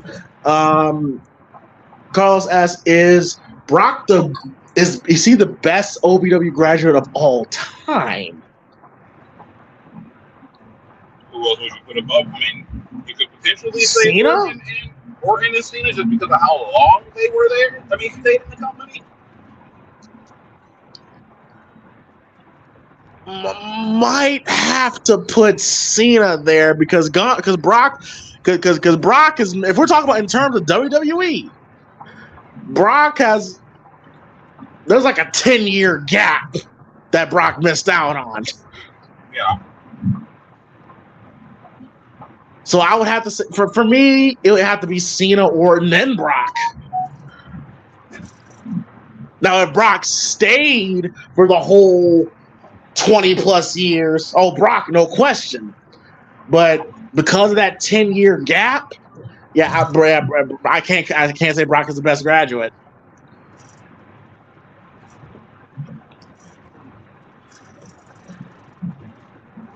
Yeah, Cornette's stories about Flair and others travel back in territory days were insane too. Like, yeah, bro. Like, listen, like being a wrestler, especially if you're a wrestler, that's at that top level. Like you gotta consider the travel that goes into it, and then plus, you got to think about not just the travel, but booking your own flights, getting your own rental car. Like trying to get enough sleep in between, like all that stuff. Like, there's a lot that goes into it, and you do that like 3-4 days out the week. Granted, it's much more. The schedule is much more laid back than it was back then, because wrestlers back in the 80s and 90s was wrestling damn near 5 nights a week. Like, and we're only home for like 1 day. Like, it's a little bit more relaxed now, but yeah, the travel, yeah, it's crazy. And back in the 80s, oh my god, bro, like, probably don't even know what home life was. I'll just say this: if you're a wrestler and if you have a family, or if you're planning on getting married, don't, because it's not gonna end well. Okay, very few have. There's a couple exceptions to the rule, but if you are a person that want to be around your family, it ain't for you. Maven, by the way, shout out to Maven. He probably low key has one of the best YouTube channels going right now. Have you seen Maven's stuff, MG? Some stuff, not a lot. Yeah, he low key has one of the best channels on YouTube. Maven has also had some stories that guys like Cena were legit getting pulled. We're legit getting pulled to do a commercial or interview all the time, bro. Okay, just one little thing, okay. Listen, just because you may not, let's say for example, just because you may not wrestle on a certain day, don't still mean you don't still have other events that you have to go to. Like, bro, because like, let's say you wrestle Friday, Saturday, Sunday, TV Monday. You're off that Tuesday, Wednesday. Well, you have other obligations you have to do. You may have to send you to this place or to that place. You may have to do an interview. You may have to do a commercial, something like that. Like there's really not really very many times we actually get to sit down and relax. You know what I mean? And with the Cena thing, well, I've had my theory on Cena. He's the guy that just didn't want to say no to Vince. You know what I mean? I think that's why he got pushed as hard as he was, because he always said yes. He was always so agreeable to everything. And that's why there was a YouTube video. You can find this on YouTube where the biggest reason why Cena was pushed, something like that, and why how he really buried the roster. Because here's the thing, people always say that when you actually listen to Cena and you see him in interviews and stuff, he doesn't come across as someone who will bury you behind your back. You know what I mean? I forgot. I think it is shout out to, I can't think of the guy's channel's name, but he had a great video about it where I didn't really think about it. Where Cena messed up was, and how he kind of set a bad example for how he may have, what can I say, unintentionally buried some stars, was that he never once said no. Or he never once tried to push back. He always said yes to everything that Vince and WWE asked him to do. And when you do stuff like that, that's going to set a bad example for the other wrestlers, because once they say no, what's going to be the first thing they're going to say, MG? What? John would do it. Yeah. Because I think Hardy, shout out to Hardy, put it in the Discord. One of the worst Cena promos ever, the bologna fudge and mustard promo Cena cut. Cena, and so this is 2010. At this point, Cena's been a main guy for 5 years. He could have told Vince, "No, I'm not saying that. No, that shit's stupid. I'm not saying that." But he kept saying yes. When Vince tells Cena that you're gonna beat Rusev tonight at WrestleMania, or when Vince says you're going to beat what was the other guy that people say you're gonna beat Damian Sandow, he's gonna cash in on you. You don't think Cena could have said, "No, I don't think that's the right way to go"? And then Vince may have probably tweaked some things. No, Cena was like, "Okay." So, looking back on it, Cena may not have gone to intend to bury other wrestlers, but because he was so agreeable, that's why what happened during his run happened. And yeah, look up that video, y'all. The reason behind John Cena's push. The dude broke it down. So I may put it in the community tab. Broke it down so well where I didn't even think about it. Let me see. Tells on the right, he says the schedule is still bad. Oh yeah, absolutely. I'm just saying they're not wrestling every day like they used to.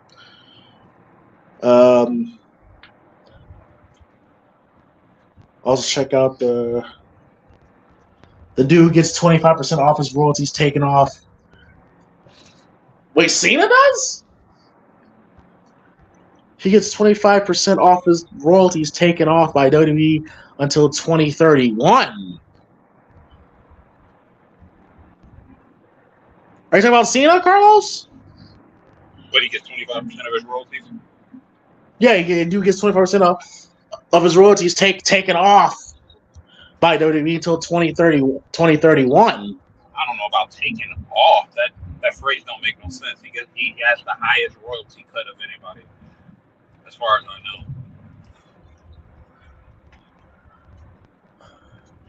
I believe him and Rey Mysterio have the highest royalty cuts for merchandise. Oh, and by the way, another example of how John Cena being so agreeable and saying yes to everything winds up being looking bad at the end. Look at what he did at the Oscars this year. Just saying.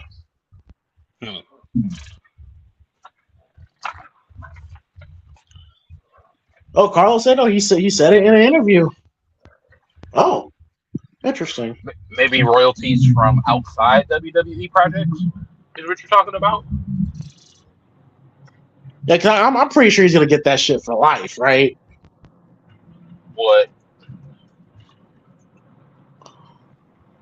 Get what? Like pay it off, merchandising and royalties and all that stuff. Well, no. So what he's probably talking about, 25%, is probably the shit that Cena's doing outside of WWE that WWE is getting the cut of, because Cena's still under WWE contract. Oh, okay. I see what you're saying. I see what you're saying. Yeah, so that's probably what it is. Because it wouldn't make sense for WWE to take 25% of his cut from WWE royalties when they're the ones who are paying him to begin with. That split would be quite the opposite. Because I think Cena gets like 15 to 20% of his merch sales, which is a high percentage for WWE standards. I think Rey Mysterio was at like 10 or 12%. Oh yeah, people don't really think about how much money. But that was one of the reasons why The Rock didn't use The Rock name in Hollywood, because he didn't own it and he didn't want to have to pay WWE in royalties. Yeah, off of his non-WWE shit. So they're probably getting 25% of his Hollywood checks.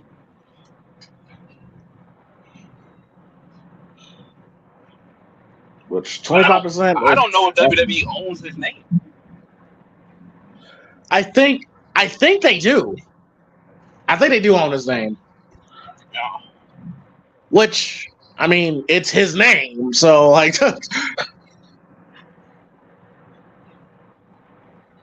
like I don't see how you really work around that. Hang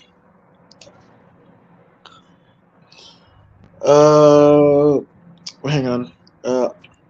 Also got to think about the rings in the 80s through 2001 were stiff as fuck to bump on. Well, that's why so many of the legends now are walking with a limp now or whatsoever, because those fucking rings back in the day, yeah, ugh, it's terrible.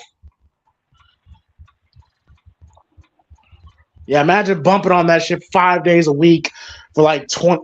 That's why a lot of wrestlers retired so early in their careers. Like, think about this, folks. Arn Anderson, Glock Anderson, he was like 33, 34 when he retired. No. That is crazy. Shawn Michaels retired. He was like in his late 30s, early 40s at that point. Like nowadays, we have wrestlers. I mean, we just saw fucking R-Truth wrestling well into their 50s. Like, it's so much different now.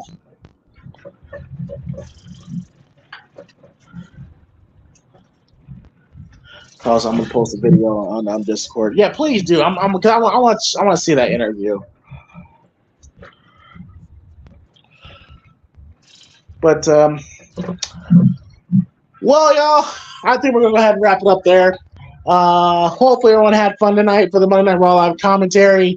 It's always a blast. As usual, please be sure to hit that like and subscribe button. See y'all Friday for the SmackDown live commentary, plus the Primetime Gorehounds as well. And yes, find me at the Primetime Movie Network. Primetime Jenny Thompson is my professional wrestling channel. And of course here, Primetime Collective, where you expect wrestling talk and weekly wrestling videos. Got a couple of videos I plan on doing this week, so should be fun. Hit that like and subscribe button. Everyone have a great night. And if you're enjoying the summer, have a great summer night. And we are out. Peace.